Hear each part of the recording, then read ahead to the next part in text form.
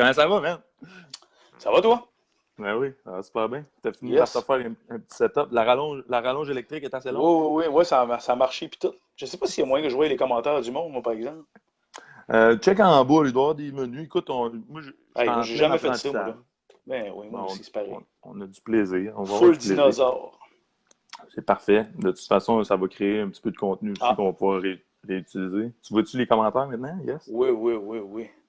Ah oui, magnifique. Je peux déjà commencer. Moi, il y avait Paul Giacomo qui voulait savoir qu'est-ce que tu manges pour être beau de même.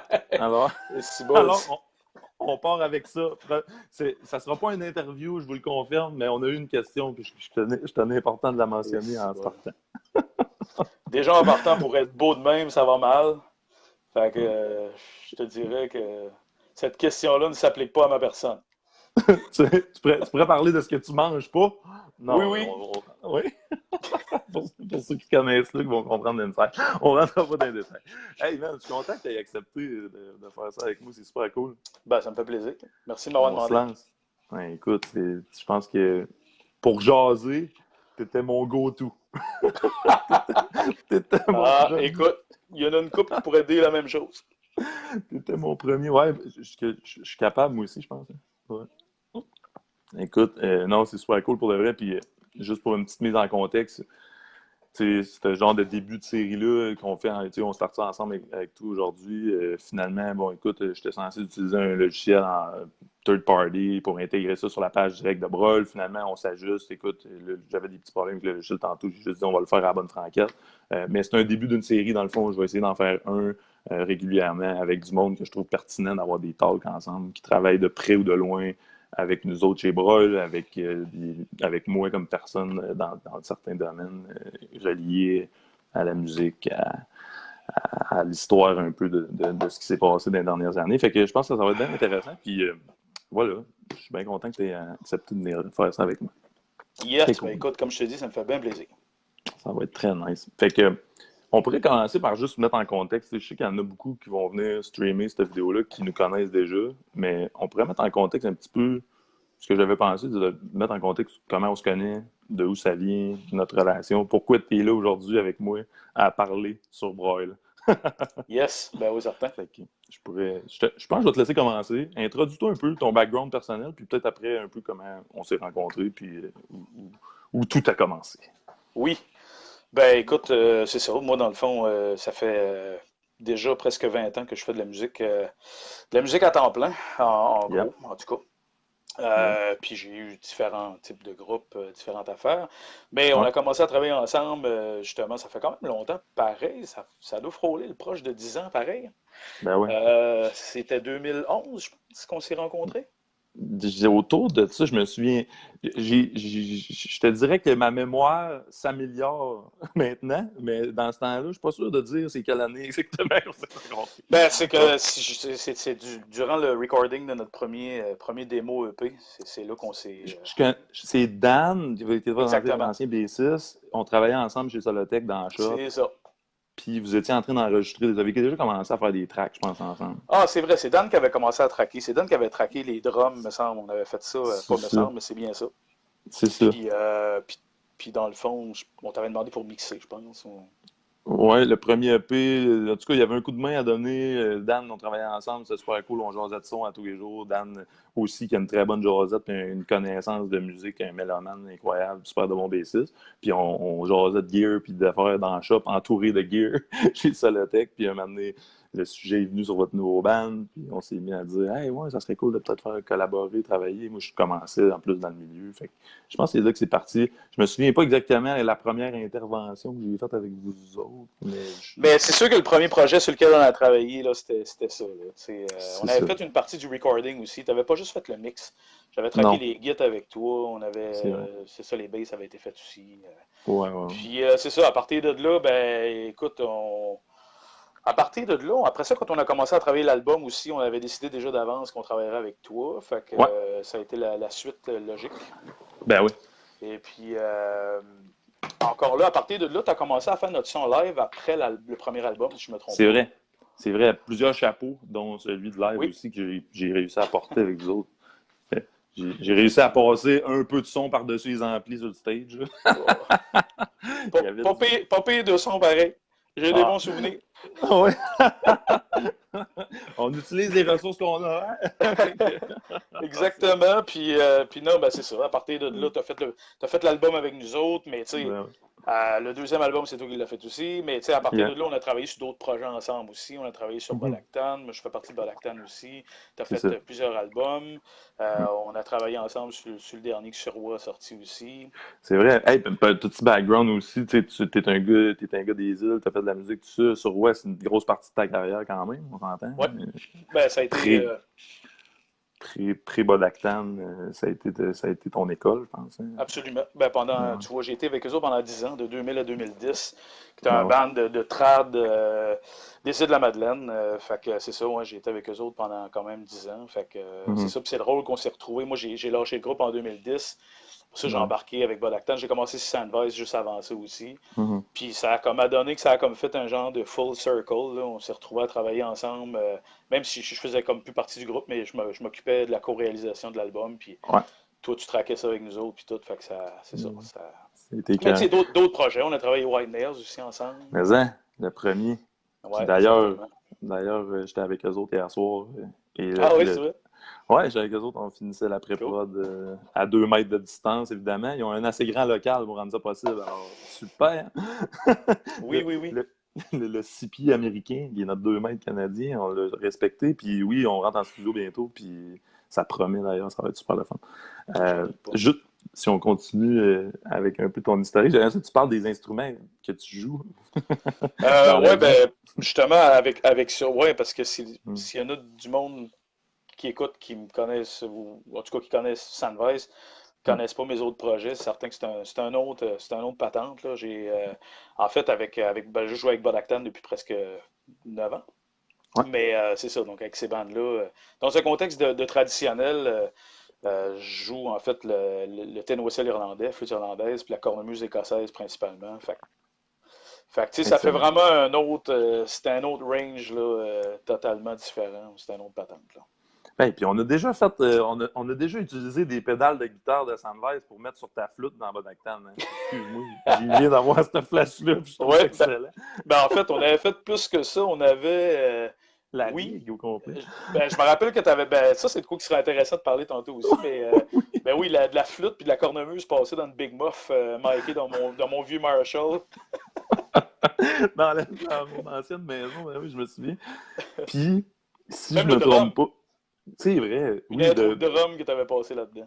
C'est vrai, de Bodactan qu'on a passé là-dedans. Puis on avait, je me souviens pas, mais il me semble que c'est le premier single radio que c'était ici, de Bodactan, qui a de la flûte dans le fuzz. Dans le dernier. Exactement, c'est ça, carrément. Dans le bridge ou dans quelque chose à la fin de la tune. Ouais, il y a un des deux bridges qu'on avait mis, on avait passé la ligne de flûte dans la vieille Big Muff russe verte. Qui est à moi, qui est rendu à moi. Qui est à toi à Star, ouais. Avant, c'était moi qui l'avais. Les albums de Sandvice, on en était servis pas mal. Puis ouais, je t'ai vendu ça il y a une couple d'années, effectivement. Je t'ai échangé ça contre Grégory. Hein. Je pense que tu me l'avais vendu, je sais plus. Ouais, ça fait quand même une couple d'années de ça, mais moi, ça, tu me l'avais vendu. Ou je l'avais vendu plutôt. Mais puis depuis ce temps-là, je pense qu'elle s'est ramassée sur à peu près tous les albums que tu as fait cachés quelque part dans le mix.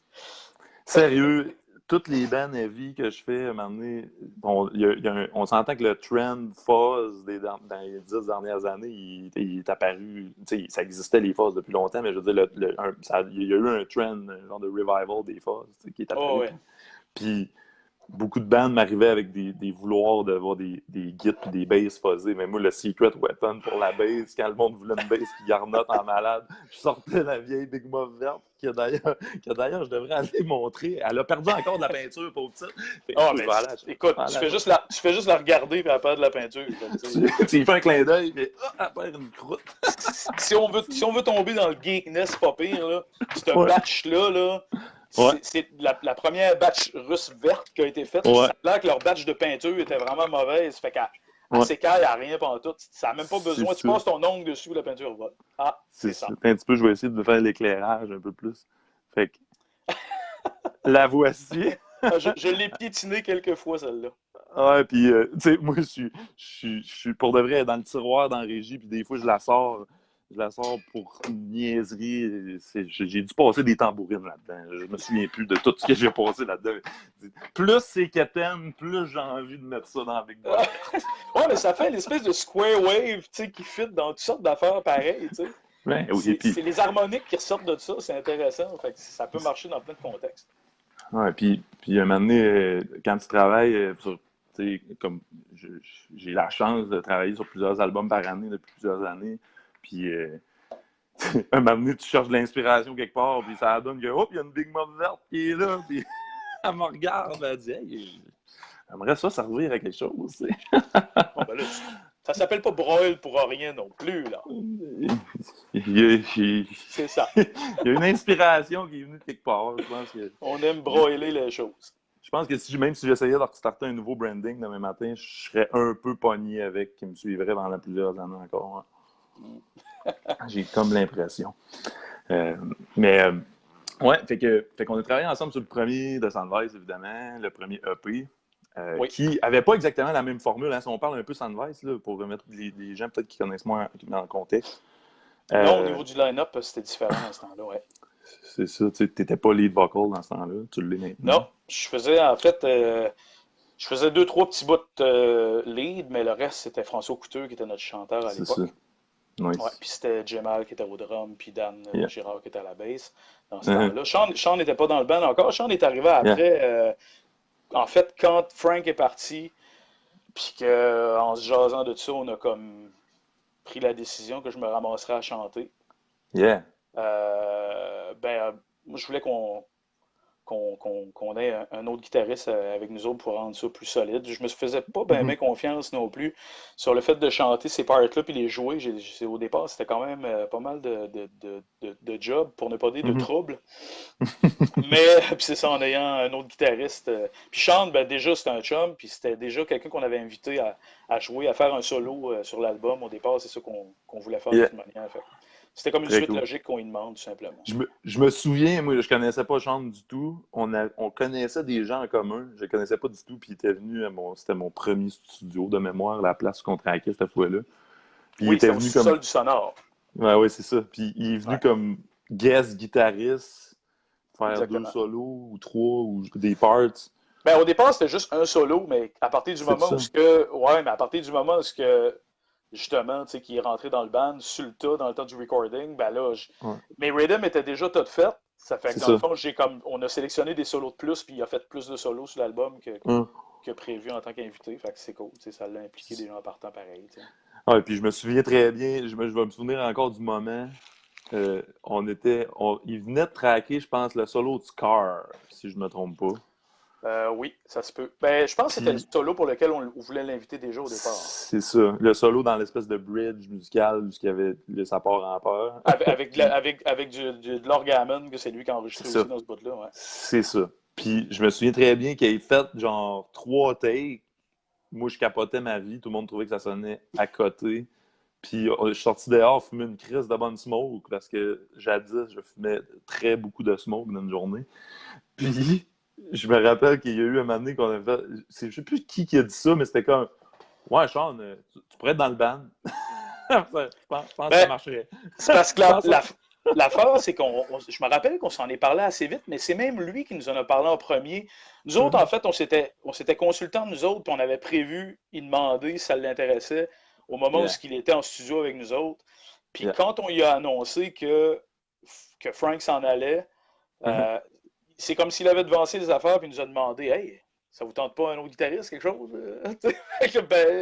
c'est ça qu'on s'en allait te demander. C'était la next question. Fait que ça s'est passé comme un peu de même.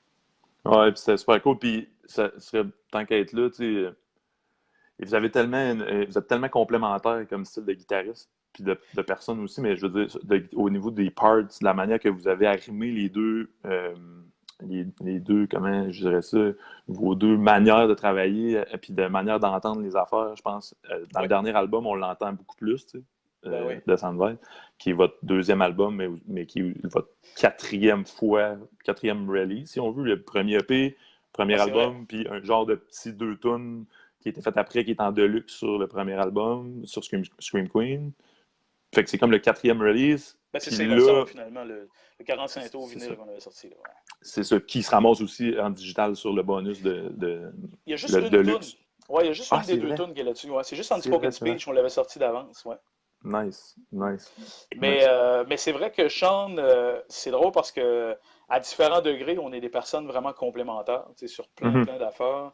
Pas juste au niveau musical, au niveau mhm. personnel, mais tu sais, ça fait un team qui marche bien. Tu sais. Sean, Mais, c'est vraiment un complice, puis c'est un de mes meilleurs amis aussi, évidemment, mais ben ouais. c'est vraiment quelqu'un, justement. Tu sais. Puis même musical, c'est ça qui est particulier. Tu sais, on a des backgrounds à certains égards quand même similaires au niveau des goûts musicaux, dans le sens qu'on écoute beaucoup de bandes en commun, Yeah. mais la façon de jouer l'instrument en tant que tel, Ouais. on a quand même des touches vraiment différentes. Puis tu sais, ce qui a vraiment été cool à partir du moment où Sean est embarqué, c'est tout le temps essayer de réfléchir les arrangements qui fit son playing puis qui le mettent en valeur. Mhm, Puis moi, de mon côté, tu sais, de développer des choses qui sont complémentaires puis qui marchent bien ensemble. Tu sais. Fait qu'on, mhm. le deuxième album, ça paraît plus parce que c'est pas compliqué. Tantôt, on expliquait que Sean il est embarqué, on était en train d'enregistrer l'album. C'est Ben parce ouais. qu'au moment où on a fait les arrangements puis que j'ai enregistré toutes les guitares rhythm puis qu'on a fait les basic tracks, il était pas dans le groupe dans ce temps-là. Fait que tu sais, Exact. tout avait été arrangé pour une seule guitare. C'est pour ça qu'on avait comme Yeah. pas trop on n'avait pas trop texturé, pas plus que ça, parce que je C'est gardais ça. tout le temps en tête quand show, mais je voulais que ça soit quand même fidèle. Et C'est puis, ça. justement, avec le Sean qui est arrivé dans le band, là, ben là, ça a comme. Tu sais, Sean, c'est un gars qui texture beaucoup plus dans ses sons de guitare aussi, dans ses genres de parts, puis tout. Fait que, tu sais, ça a vraiment donné C'est le une coco. couleur différente, là. Ah, ça C'est doit être ça. c'est le facteur coco. Mais pour de vrai, c'est là que je voulais en venir avec ça, puis tu confirmes ce qu'on disait, mais je pense que là, sur Saboteur, le dernier album, c'est vraiment là qu'on entend justement la complicité entre les deux guitaristes parce que vous avez plus écrit les tunes de même, finalement. C'est Parce que les vraiment. arrangements ont vraiment été pensés pour C'est ça. ça. Tu sais, en C'est ça. étant conscient du playing de chacun, des forces de Mhm. chacun, ben, à partir de cette façon-là, quand on travaille, tu sais, quand Ben on ouais. écrit des affaires, on sait déjà assez naturellement qui va jouer quoi. Tu sais, même si moi j'écris quelque Ben ouais. chose tout seul de mon bord, je sais tel genre de part que ça faut que ça soit pour Sean. Puis, tu sais, Yeah. c'est tout le temps complémentaire, c'est tout le temps pensé pour deux. Yeah. C'est jamais deux guides qui fait tout le temps la même affaire, mettons. C'est assez rare C'est qu'on ça. fait ça. Puis même si on tombe un peu dans le technique, un peu plus, il y en a qui sont plus geeks de prod. Là. Je sais qu'il y en a des musiciens dans la gang qui ont fait des albums dans la vie qui vont finir par tomber sur ce contenu-là. Mais au niveau, quand on enregistre, il y a beaucoup des git rhythm que c'est tout qui va y faire au complet. Puis le Sean construit ses parts qui viennent plus complémentaires par-dessus ça. Fait que c'est pas une git à gauche, une git à droite, puis on part la tune, puis c'est le même tout le long. Il y a vraiment une Non. histoire d'arrangement. Puis en 2020, c'est de plus en plus comme ça. Mais en plus, vous autres, quand on revient live, il y a ça qui vient facile un peu naturellement, je pense, à incorporer parce que vous êtes naturellement, vous êtes porté à penser comme ça quand vous faites vos arrangements, comme tu disais. Mhm. Ce qui est très cool, je pense. Ben, on essaye on essaie d'exploiter en quelque part ce qu'on pense faire le mieux. On essaie de mettre ça de l'avant. Mm. Je pense que c'est ça. Ben ouais, Comme je disais, c'est d'être capable d'utiliser les forces de chacun. c'est En ça. même temps, c'est quelque chose qu'on apprend aussi à mesure. Puis plus qu'on se connaît en tant que musicien, plus qu'on a joué ensemble longtemps, plus qu'on connaît l'autre. Fait que c'est Ben ouais. vraiment un autre niveau quand on se met à arranger les affaires. Là. Ben ouais, c'est très cool. Puis si on continue un peu avec juste faire un petit wrap-up de l'historique de Soundbite, vous avez changé quand même de formule un peu dans les dernières années. Oui, Il y a deux gars qui sont nouveaux, en fait, qui n'étaient pas là à la base. Si tu veux nous c'est ça. parler juste un peu de ça, vite fait, Oui, là, oui, pour que certainement. les gens comprennent. Ben, en fait, à partir du premier album, comme je disais tantôt, le premier démo EP qu'on avait fait, on était quatre dans ce temps-là, mais Yeah. Sean n'était pas là. Fait que c'était François Couteux, Djemal, Tertak, Mhm. puis Dan Girard. Et Mhm. puis, on a enregistré le premier album. Frank est parti, mais Frank a quand même chanté sur justement la tune Scar. On l'avait composé C'est vrai? pour que ça soit rendu à deux chanteurs. Ça fait que Mhm. sur l'album, c'est lui qui vient chanter, puis tout, c'est lui qui chante la Yeah. tune. Euh, Après ça, on a quand même runné un bon bout comme ça, parce que l'album est sorti initialement en 2013, le premier. Mhm. Et Mhm. puis après ça, ça a donné que on a fait justement le CEPA Save Us All. Après ça, Yep. Dan et Jay ont lâché en 2017, si je me Yeah. trompe pas. Right. Ouais, c'est hiver 2017. Puis c'est ça. À Yep. partir de là, on s'est retrouvés, moi puis Sean, on avait commencé quand même l'album. Tu sais, Ouais. le deuxième album, là, les drums ont été trackés en mai 2016. Là. Fait que ça fait vraiment un méchant bout Quand même. qu'on avait C'est vrai, commencé ça. oui. Là. C'est vrai, on avait traqué tous les drums. C'est ça, pour mettre un peu en contexte, il y en a qui écoutent l'album et qui savent un peu l'histoire qu'il y a des affaires qui sont bougées. Sur le dernier album, qui est Saboteur, c'est quand même Jay qui était là Exact. avant, en 2016, qui avait recordé tous les drums. Exactement. C'est lui qui ça. a enregistré le drum là-dessus. Oui, exact. Je me souviens. Puis, hey, je me rappelle, c'était quand. On dirait qu'à chaque mois, j'avais un genre de reminder dans ma tête qui me disait oublie pas que tu as des drums de Sandvise qui ont 1 an et demi dans un disque dur quelque part, puis ils vont servir à quelque chose un moment donné. Ben, c'est ça. L'album, en réalité, c'est parce que c'est pas compliqué. Quand on a commencé le deuxième album, on n'était pas prêt à 100%. Puis je me rappelle que toi, à cause de ton horaire, puis moi, à cause de mon horaire aussi avec Bodactan, on s'est dit, si on veut avoir un album au début soit à la fin de l'automne ou au début de l'hiver 2017, il faut qu'on commence à le traquer au mois de mai. Je me rappelle, on s'était parlé de ça il y a un bon bout avant. Fait, nous autres, on avait comme rushé un peu le travail d'arrangement des parts, au moins d'avoir des structures pour pouvoir enregistrer les drums. Moi, j'avais fait une pré-prod de Git électrique, puis Jay avait fait ses drums dans ce temps-là. Puis par après, moi, j'ai fait toutes mes rhythms au courant de, je pense que c'était l'automne. Puis finalement, c'est ça, vu que ça a donné que par après, ça a pris du retard pour plein de raisons. Tu sais, comme je te disais, les tunes n'étaient même pas finis d'écrire quand on a comme commencé à traquer l'album. Fait que c'est ça. À partir de ça, ben justement, au début de l'hiver 2017, Jay et Dan ont lâché. On s'est retrouvé, moi et Sean, à se dire, bon, ben, on va continuer l'album pareil. On va essayer de mettre le plus de temps possible là-dessus. Essayer de travailler justement, tu sais, en se retrouvant à deux, c'est certain que ne veut pas. Il y avait quand même pas mal de jobs à faire. Dans Hey, ce shout out Frank Oui. Couture qui vient de joindre. Salut Frank Couture, qui est l'ancien chanteur qui était là à la base avec Sandvise. On te salue. Oui, salut François. Yes, excuse-moi, je ne voulais pas t'interrompre. J'ai vu son nom, j'ai dit faut que j'en parle. Désolé. Ben oui. Yes. Mais, que oui. Ah ben oui, je viens de voir son nom. François Couture, regarde. Hey, j'ai plein de mes chums aussi, David Thériault, plein d'amis qui passent. Trop yes, hot. Hey, en passant, juste vite de même, ceux qui écoutent, si jamais vous pensez qu'on va parler de guitare éventuellement, on fait un petit wrap-up de Luc, mais éventuellement, on va tomber dans plus comment ça se passe au niveau des guitares avec nos vies de phaseux. S'il y en a qui veulent partager le lien, taguer du monde, faire des commentaires, on va être à l'écoute puis on va pouvoir intervenir pendant la vidéo. Exactement. Yep. Fait que je te laisse continuer, man. Mais non, c'est ça. Dans le fond, ce qu'on disait, c'est que c'est ça, à partir du moment où Jay et Dan sont partis, on a été comme un bout tout seul à continuer de travailler sur l'album en parallèle. Yeah. Puis au courant de l'été de la même année, en fait, c'était en 2017, on a rencontré, ben en fait, on connaissait déjà Maxime Moisin parce qu'on connaît les Trains, on connaît très bien la gang des Trains, puis Max est bassiste avec eux autres. Puis finalement, ben, ça a comme à donner que ils savaient qu'on avait besoin de quelqu'un. On s'est croisés, justement, eux autres avaient joué au festival d'été, on s'était croisés, j'avais jasé avec eux autres, puis tout. Puis comme finalement, le lendemain, Max me rappelle, puis disait, hey, moi, ça me tenterait d'essayer, puis tout. Fait que, fait que c'est ça, Max est embarqué à partir de là. Puis parce que tu as travaillé avec les Trains aussi avec moi sur un album un moment donné, puis Max est arrivé. Ouais, mais cet album-là, c'est pas cet album-là que j'ai travaillé avec toi. En fait, c'est le qu'on est en train de faire là. C'est vrai, mais oui, mais qui a duré... Mais toi, tu faisais les Trains, par exemple. En fait, c'est ça. En fait, puis aïe, ok, il est un peu reality check. Max, c'était pas dans les Trains quand on a fait le premier avec les Trains. Puis toi, t'étais pas là comme réal non plus. Non. Puis Max est embarqué dans les Trains après. Puis toi, t'es arrivé. Puis après ça, il est embarqué avec vous autres dans Sandvise. Mais toi, t'as fait juste le dernier EP. Mais le dernier EP, en fait, c'est que dans ma tête, ça faisait un petit bout qu'on travaillait dessus. Fait que c'est pour ça que je pensais que c'était quasiment l'autre d'avant. Désolé.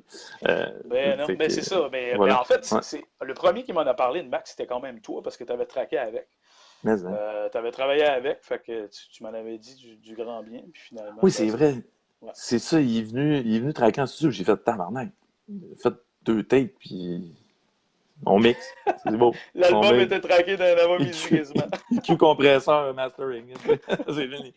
Non, c'était vraiment cool de travailler avec Max. Ça a été une belle découverte. Puis c'est encore un gars qui travaille proche avec nous autres, même de plus en plus, puis qui est vraiment cool. Puis ah oui, c'est un méchant bon. C'est un bon film. Ouais, c'est ça, il est embarqué lui à l'été, puis après ça, pour trouver un drummer, ça a été beaucoup plus long et plus compliqué pour plein de raisons. Mais finalement, on a décidé à un moment donné de caler comme des gens d'audition vidéo. Puis il y a du monde qui nous a envoyé des vidéos justement en jouant de nos tunes. On leur avait demandé comme deux de nos tunes qu'on avait sélectionnées. Et puis finalement, on a essayé Dominique Gaumont qu'on connaissait pas vraiment. Mais en fait, Dominique, on l'avait croisé, moi puis Sean. par peu hasard, on est allé voir Tool à Montréal. Puis d'ailleurs, C'est ça. on avait croisé Frank Couture aussi à ce show-là par hasard. Puis Wow. C'est c'est un ça, beau rassemblement. ouais, c'est vraiment drôle pareil. Puis ça a comme à donné que c'est lui qui est venu nous voir. Puis il dit, hey, il vient me voir mon pichon. Puis il dit, hey, vous êtes les gars de Sainte-Vise. Puis ça, là, je dis, ouais. Ah, puis il se présente. Puis lui, ça donne que le band avec qui il jouait, Mr. Weather, leur pochette d'album, c'était Eric Tanguay qui l'avait fait. Eric, qui est Yeah. l'accordéoniste de Bodactan. Fait que ça a comme à donné qu'on a comme parlé là, tu sais, mais on se connaissait pas du tout. Puis quelques mois plus tard, quand on a comme collé notre audition, une des vidéos qu'on reçoit, on le reconnaît. Moi, puis on a fait, hey, crime, c'est le gars qui est venu nous voir au show de tout. Fait que finalement, on l'a essayé, puis ça a été un keeper. C'est un très bon batteur, très talentueux, une excellente oreille. Puis tu sais, ça fait tellement bien, on s'entend super bien ensemble. C'était la formation qu'on a là, on a beaucoup de fun, on rit beaucoup, mettons. Oh, il y a de la détente dans le truck, ça Ouais. route. Hein? Mais c'est ça. À partir de là, ben, le deuxième album est sorti, mais c'est ça, c'est pas Dominique qui jouait dessus parce que les drums, comme t'expliquais tantôt, étaient déjà enregistrés depuis 2016. C'est ça. Mais c'est ça. Fait qu'à part depuis ce temps-là, depuis qu'on a sorti l'album, puis tout, on a recommencé à jouer. En fait, on a recommencé à jouer un an avant. On a recommencé à jouer en 2018 avec cette formation-là. Puis c'est ça. Depuis ce temps-là, ben, on joue quand on peut. Ça fait Ouais, que, puis c'est ça. ouais, puis chapeau pour vrai, tu sais, je veux dire, moi j'ai vu l'évolution du début du band, j'ai vu un peu le changement quand ça a changé de formation, puis après ça, la révolution encore de, je sais même pas si c'est un vrai mot, mais j'ai vu que ça a remonté par après, puis la progression que vous avez toutes pris ensemble, puis tu sais, les derniers shows qu'on a fait ensemble, je sentais vraiment qu'il y avait une chimie qui commençait à s'installer, qui était vraiment payante, puis c'est ça, tu sais, en étant en arrière de la console live aussi, ça me permet d'observer ça, autant que, parce que le processus est tellement différent entre un album et un show Ben que oui. moi, quand même que c'est le même band, quand même que c'est la même tune, être capable de faire les deux, pour moi, c'est vraiment trippant, mais le processus est tellement pas pareil. Mais de builder un bon show qui lock, c'est un job qui prend un certain temps, que la chimie embarque entre les tunes, entre les membres du band, entre le soundman qui est moi en arrière de la board.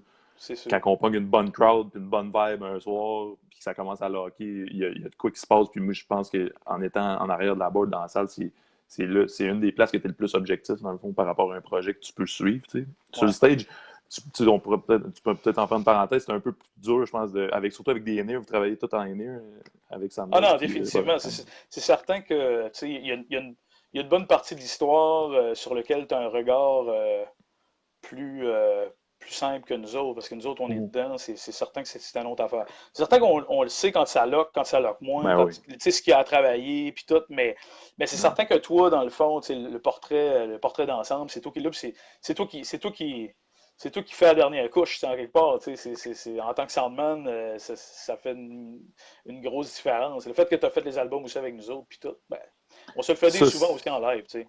Ouais. Que la toune, ça sonne autant à marde que sur l'album. Oui, exactement. Parfait. Non, mais il faut être constant dans la vie. J'amène ça quelque part, je vais m'arranger pour que ça suive. Exactement. Ah, parfait. C'est ça.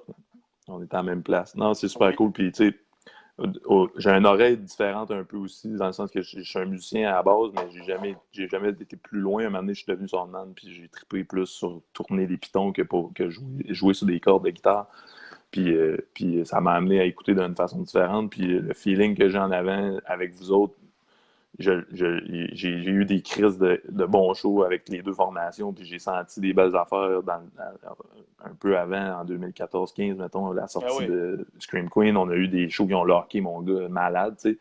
Puis un moment donné, tu te dis, bon, mais on repart avec une nouvelle formule. C'est comme une nouvelle famille. C'est comme une séparation d'un couple qui repart avec le beau-père qui arrive. Puis là, ben, un moment donné, de repogner ça. Non, mais tu sais, de repogner ça. Mais c'est une autre dynamique. J'ai été là totale, tu sais. Dans les deux cas, puis je l'ai senti rebuilder. Puis dernièrement, là, c'est plate parce que Monsieur COVID nous a coupé notre petit élan qu'on avait pris en début d'année. Hein. Merci à la COVID. Ouais, mais... Effectivement. Mais on a fait une petite tournée en février. Je pense qu'il a coupé l'élan de bien du monde. Hein? Je pense que la planète s'est fait couper l'élan, pas pire. Pas pire, oui, effectivement. Très cool. Ah, mais en tout cas, moi, fait que, en tout cas, pour finir avec ça, c'est tout ça en disant chapeau parce que vous avez reparti quelque chose qui, selon moi, va marcher puis marche déjà avec les derniers shows. Mais j'ai senti tout de suite qu'on commençait à locker d'une belle façon puis ça va être vraiment trippant, je pense, de continuer à travailler avec cette formule-là. Yes, ben oui, si on a hâte de recommencer, c'est clair. Ben ouais. On était censé parler de guitare, puis ça serait cool qu'on commence à parler de guitare. Oui, ça, certainement.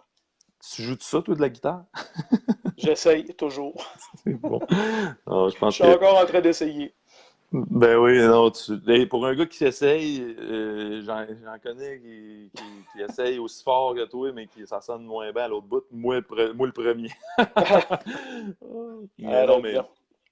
tu sais, il y a des questions. Le but un peu de ces live talks-là, c'est un peu Ouais. parler avec du monde que je pense qui ont eu un impact sur mes dernières années personnellement, mais aussi sur Broil, puis je pense, une partie de la scène à Québec, puis il y a eu des belles affaires qui se sont passées. Puis aussi de développer certains sujets qui me sont amenés souvent par d'autres mondes. Dans le sens que je veux pas non plus que ça devienne des entrevues je vais te poser un paquet de questions, puis ce soir, on parle de Luc et on a 15 questions. 15 questions avec Luc Bourgeois. Oui, Je oui. Non, non, c'est J'ai pas ça pas envie pendant tout. du tout. Je veux que ça soit un friendly talk. Puis Absolument. mais en même temps, j'ai envie d'intégrer quelques affaires techniques qui me sont posées comme questions. Puis je pense que ça pourrait répondre des fois à d'autres mondes. Puis ça va peut-être amener d'autres questions qui vont me revenir par après pour peut-être créer d'autres talks avec d'autres mondes. Mais avec toi, ben, c'est sûr que faire un talk de guitare, c'était pertinent. fait qu'on est là, tu sais. On va parler de deux affaires, je pense, qui me reviennent souvent. Le drop tuning, qui est une bébite un peu, puis qu'il y a Ouais. beaucoup de choses, puis Beaucoup de de pensées facteurs. différentes. Il y a beaucoup de facteurs. Tu es un Absolument. gars qui utilise les drop tuning. Puis quand je parle de drop tuning, je parle pas nécessairement juste de drop D. Je parle de Non. dropper le pitch de la guitare au Drop complet. l'alphabet au complet, là. Drop toutes les lettres de l'alphabet. Oui. Il y a des facteurs qui rentrent en ligne de compte. Fait que je pense qu'on pourrait. Puis on va parler aussi de reamping de guitare. Pas Oui. nécessairement de reamping général, mais plutôt de particularités qu'on a observées nous autres ensemble en travaillant avec le reamping dans les dernières années. Oui. Fait que, commençons peut-être avec les cordes de Git, le drop tuning.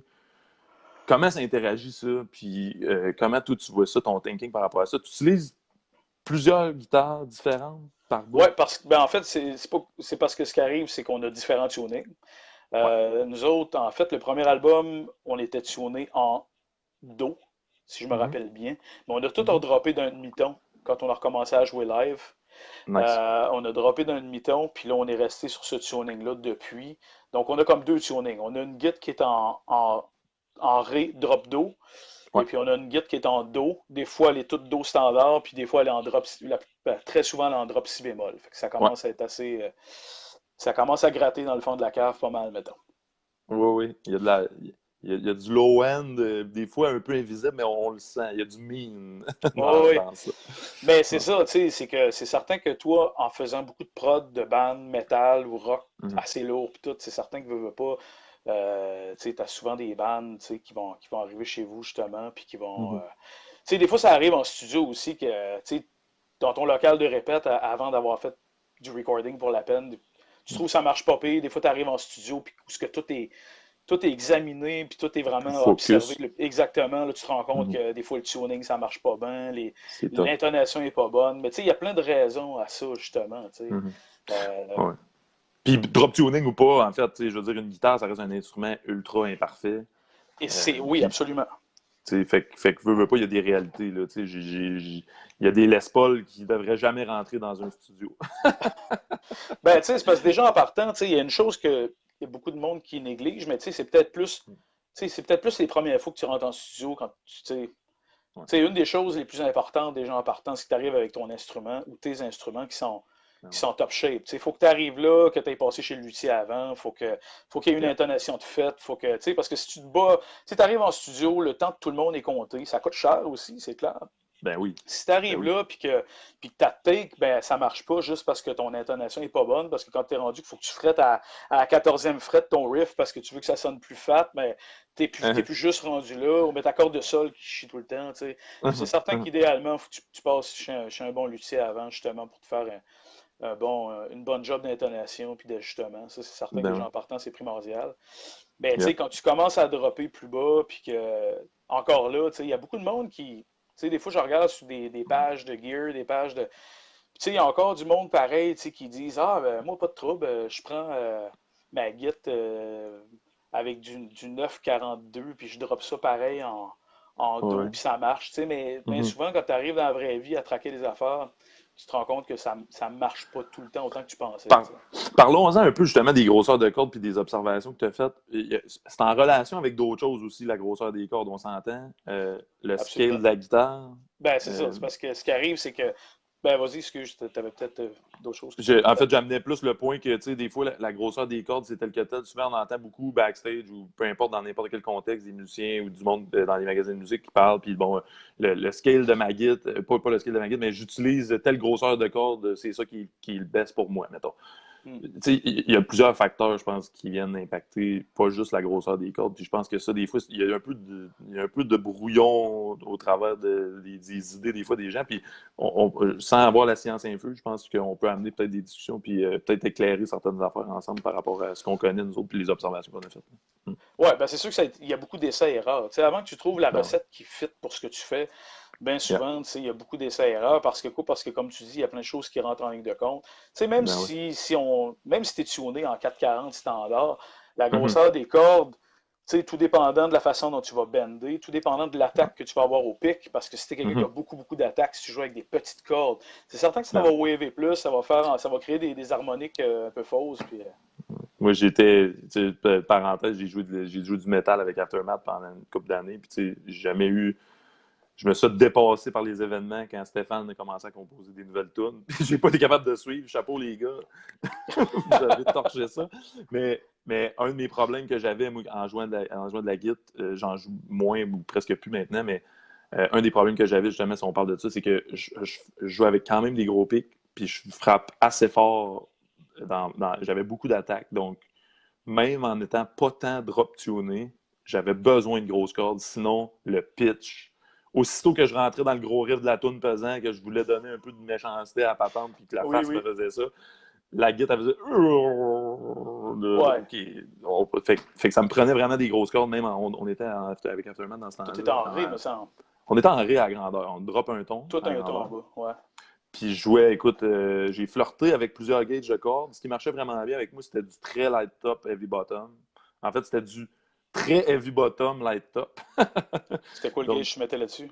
hey, j'ai flirté avec plein d'essais, là, mais ce qui a vraiment bien marché, que je me souviens, c'était du genre de 70-11 ou quelque chose du genre. Puis, fallait que je m'achète 2 kits de cordes.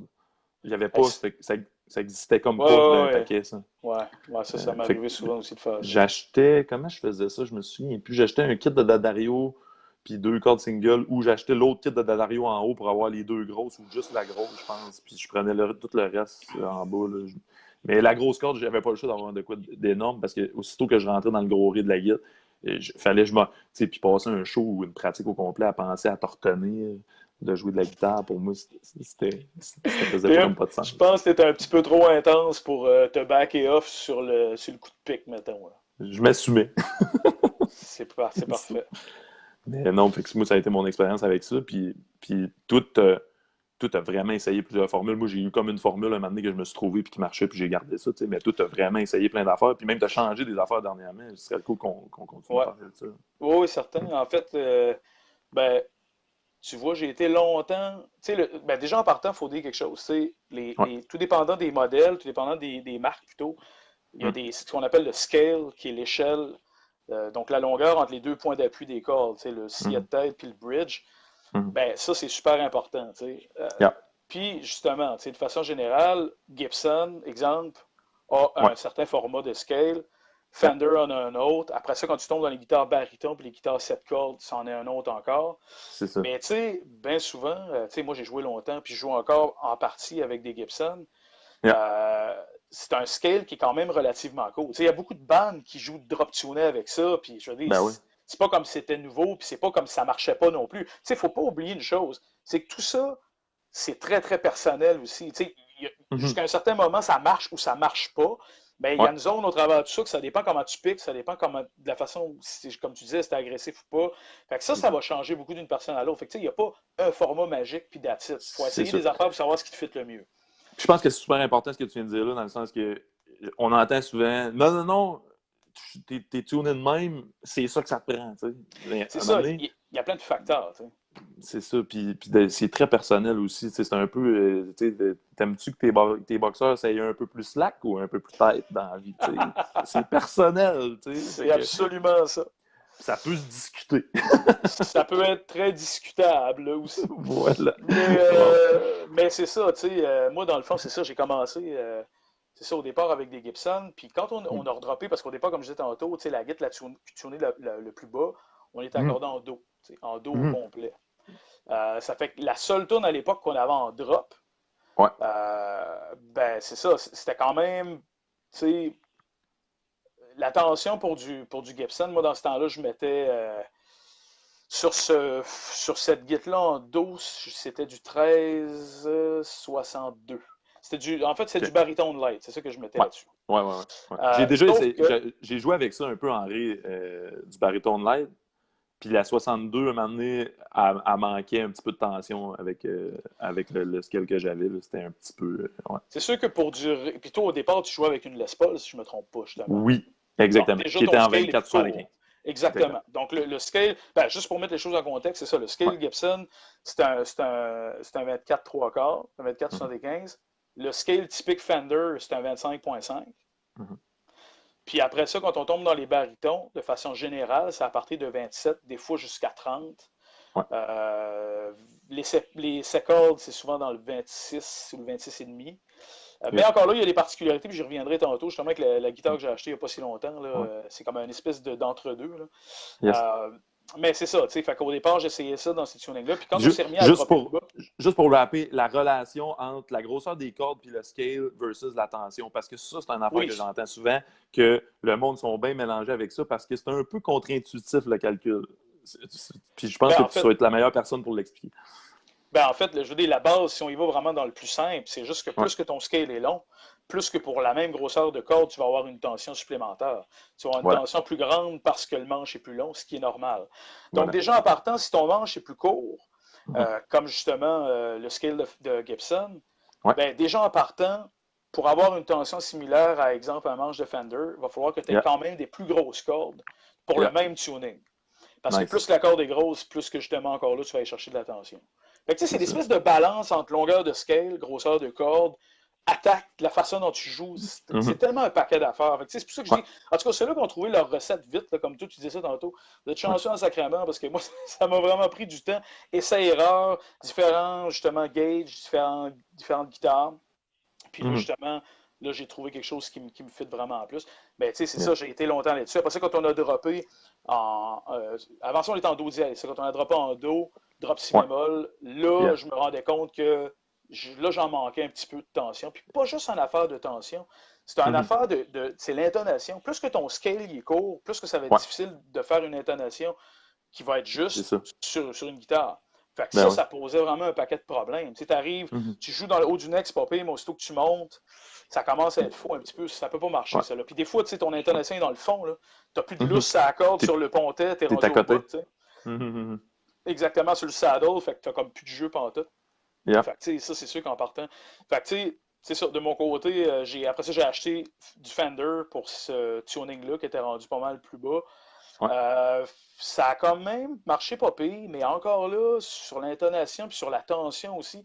Puis pas juste ça, tu sais, je veux dire, plus qu'il y a de tension, plus qu'il va y avoir généralement du brightness aussi dans la corde quand le scale est plus long. Si la corde est plus grosse, parce que ton scale est plus petit, ça va vacher un petit peu plus. Fait que tu vas perdre de la haute fréquence un petit peu. Ça fait que plus que ta corde est grosse, plus que tu perds de la haute fréquence. Ça, c'est logique.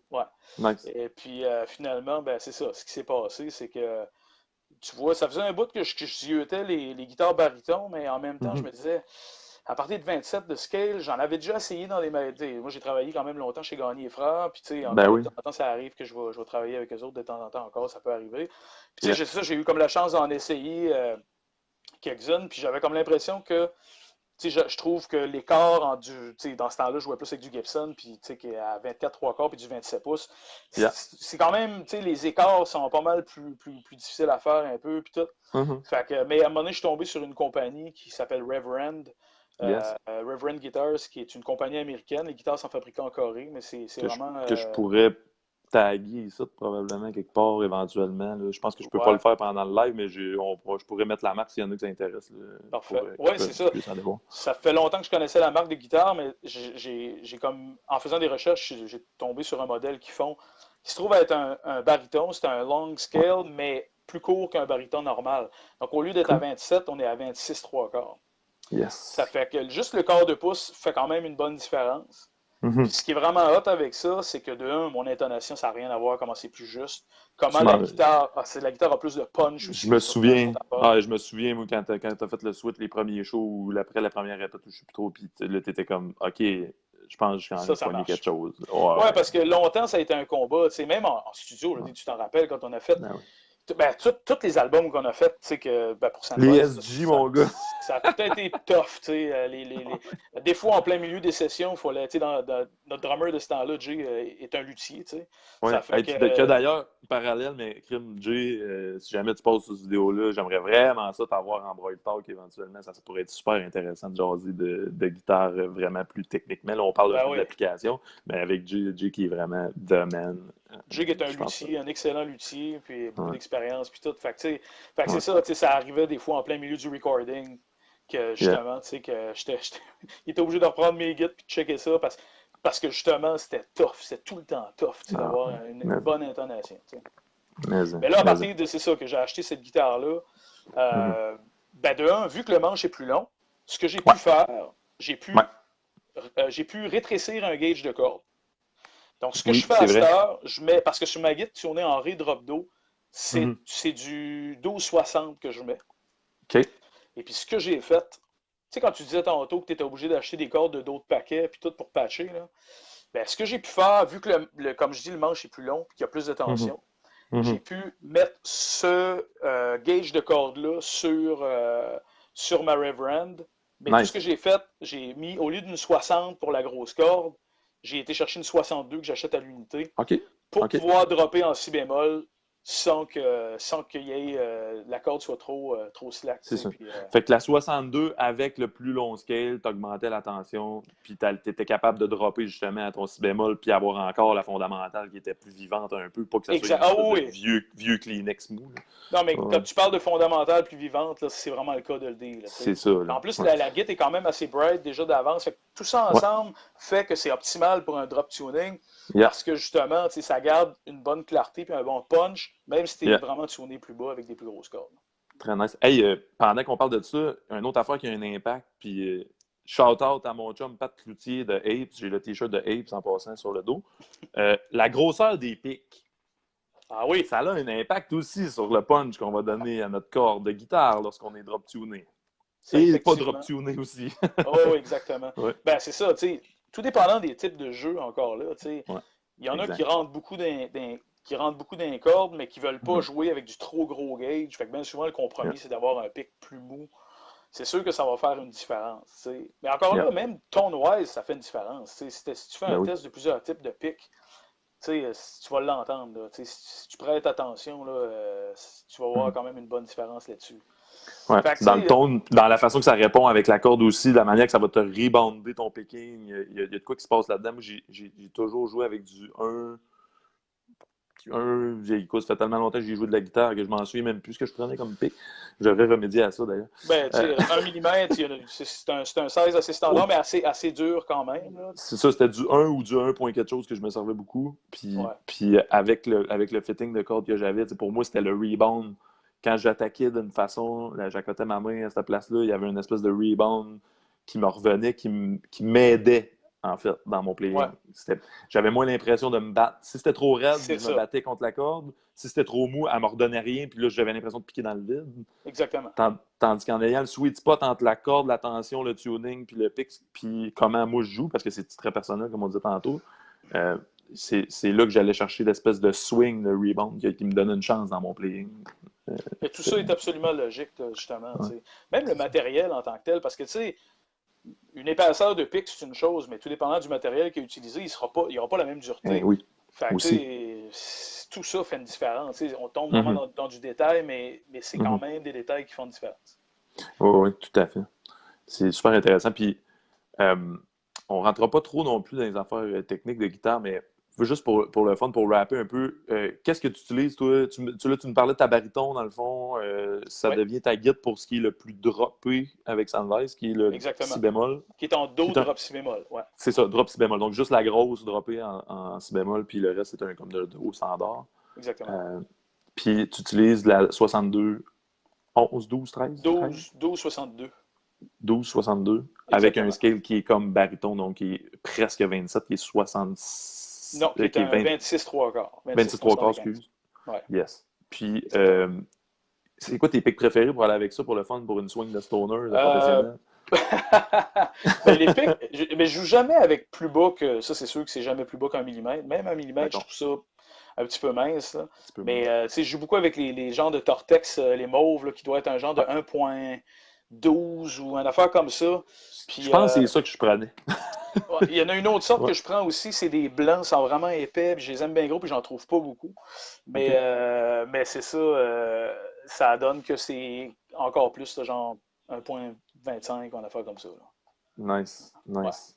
Et tu sais, encore là, ça dépend. Si le band dans lequel tu joues, c'est beaucoup des chords que tu rentres dedans, c'est sûr que c'est différent. Nous autres, il y a beaucoup de riffs en single notes. Fait que c'est beaucoup piquer des notes. Fait que, tu sais, c'est encore là, c'est ça. C'est la dynamique que chacun est différente pour chacun. Puis il y en a aussi que quand ils font du solo, vraiment, tu sais, beaucoup de shred qui vont jouer avec des pics quand même relativement mous. Justement, tu parlais du rebound tantôt, tu parlais dans la façon dont tu avais cette espèce de dynamique-là avec la corde avec ton pic. Ben justement, tu sais, il y en a beaucoup que, tu sais, c'est les gros sweep picking, puis l'espèce de picking économique, puis tout. Ils jouent avec un pic un peu plus mou pour, tu sais, encore là, ça dépend des guitaristes. Là. Donne une chance, 1.14 mm que Marc-Antoine Bastien me dit. Pour les mauves, c'est 1.14, c'est ça, exactement. Merci Marc-Antoine, connaisseur. Lui, oui, c'est la bouée de sauvetage en plein de contexte. Marc-Antoine Bastien qui travaille pour Dose. Puis c'est Slot Records aussi, qui est notre label puis notre pro. D'ailleurs, chanteur, ta Pat Labbé, t'étais supposé de me rappeler, je voulais t'inviter sur un Broil Talk. Fait que voilà, c'est fait en public. Oui. Mais j'aimerais bien ça jaser. J'aimerais super ça jaser avec Pat et peut-être Marc-Antoine, parce qu'on peut ajouter, je ne sais pas si on peut ajouter plusieurs personnes, mais éventuellement, avec le nouveau programme qu'on va utiliser, on va pouvoir. Fait que, ça serait peut-être cool d'avoir ces deux moineaux-là, venir jaser un peu. Ça va être assurément intéressant. Mais, qui sont le label de Sandvise et le Booking Agency.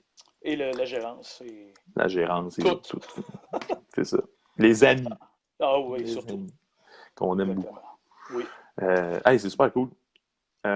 Fait que après, mettons qu'on essaie de faire un petit wrap-up. Fait que le contexte, en fait, est pas mal personnel à chacun. C'est de trouver une formule, finalement, pour le gauge de corde versus le style de musique que tu joues versus la façon... Le scale, beaucoup. Le scale. Ouais. Puis, tu sais, en même temps, de pas hésiter de s'informer aussi. Tu sais, justement, tu sais, dans les magasins de musique, les vendeurs connaissent ça. Tu sais, les luthiers, justement, aussi, qui peuvent conseiller des choses aussi. Tu sais, c'est certain que chacun, c'est un peu personnel, comme on disait, mais tu sais, ils ont quand même de l'expérience là-dedans. Fait que, tu sais, ça vaut la peine, pareil. Tu sais, ça rend les choses optimales, mettons.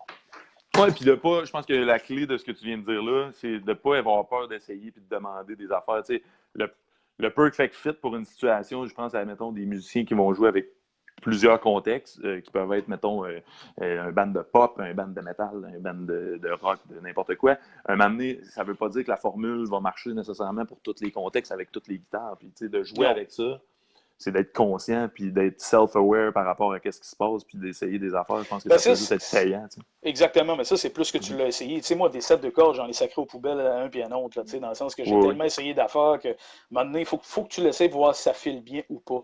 Ça fait que, tu sais, puis tu sais, sur mon autre tuning, c'est ça, en ré, drop, do.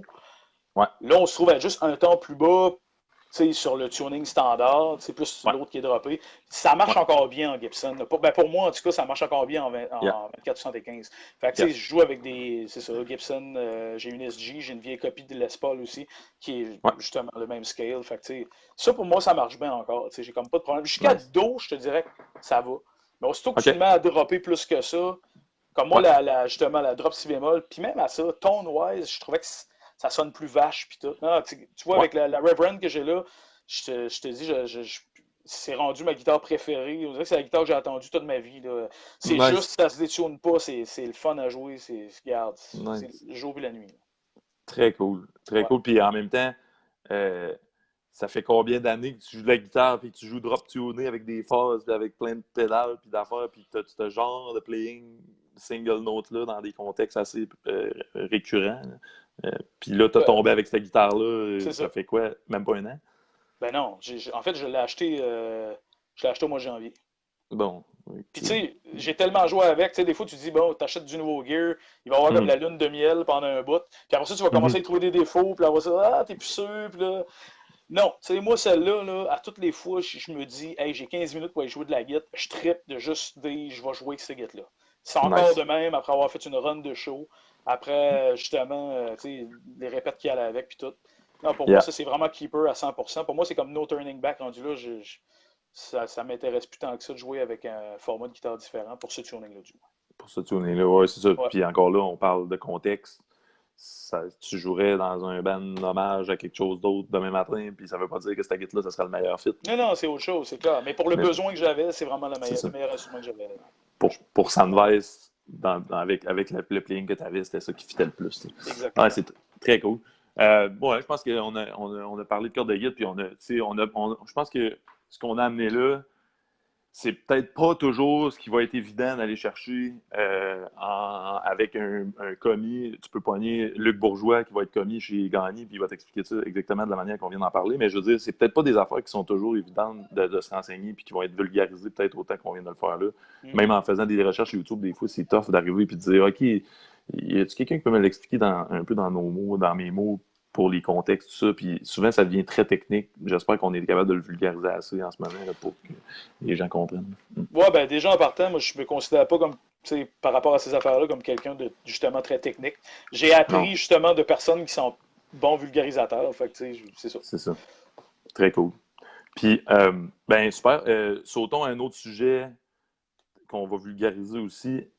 Avec les années, on a recordé de quelques façons pour les projets de rock avec lesquels on a travaillé.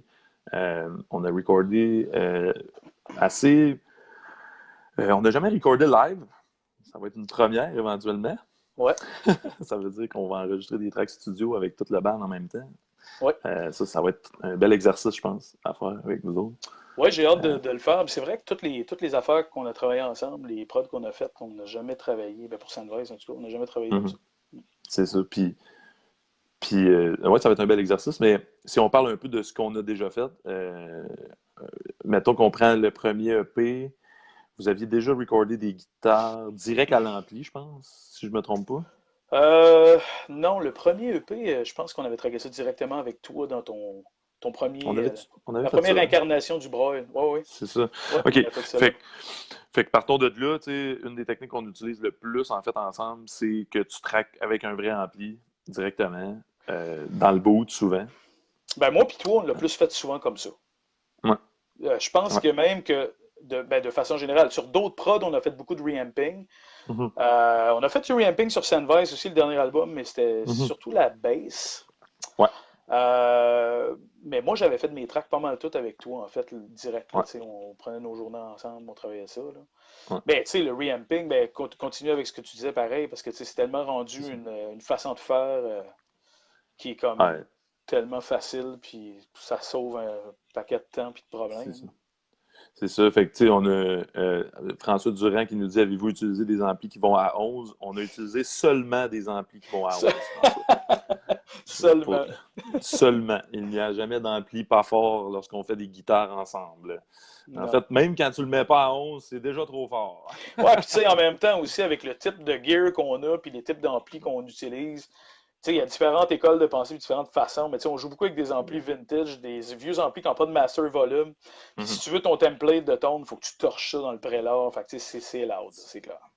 Exact. Puis, fait que, ouais, fait que si on parle un peu des techniques qu'on a utilisées, nous autres, fait qu'on a traqué beaucoup des guitares où ce que tu jouais sur le recording, mettons, avec un clic, avec la session, tout ça, mais tu traquais directement avec l'ampli. Puis, ça nous amenait des bons résultats. On a rencontré des problème, entre parenthèses, on a réalisé des affaires avec les expériences qu'on a faites avec le studio versus les pédales, le Oui. reamping, les DI aussi, un moment donné. Tu te rappelles, Ouais. on passait on se servait. Fait que ça va être le fun, je pense, d'avoir une petite discussion par rapport à ça, puis des observations qu'on a faites par rapport à ça. Ben, Fait que tu peux y aller, ouais, vas-y. Non, c'est ça. Ben, tu sais, juste pour. J'imagine que les gens qui s'intéressent au recording studio, puis qui te connaissent déjà, puis qui écoutent la discussion actuelle, ont déjà une bonne idée c'est quoi du reamping. Ben, peut-être Yeah. juste d'avance, tu pourrais peut-être juste expliquer vite fait, pour peut-être Ouais, les gens qui connaissent moins ça. Tu vas ben être oui. encore mieux placé que moi pour le faire. Tout à fait. Fait que quand on enregistre des guitares, mettons en studio, un procédé qu'on utilise beaucoup de nos jours, c'est le reamping. C'est quoi le reamping? C'est qu'on va prendre une guitare, on va la connecter directement dans une carte de son ou dans une boîte directe pour enregistrer le signal le plus dry possible, qu'on appelle. Donc, dry, ça veut dire avec aucun ampli, avec aucun effet. Donc, ce qu'on enregistre, c'est vraiment la sortie pure de la guitare.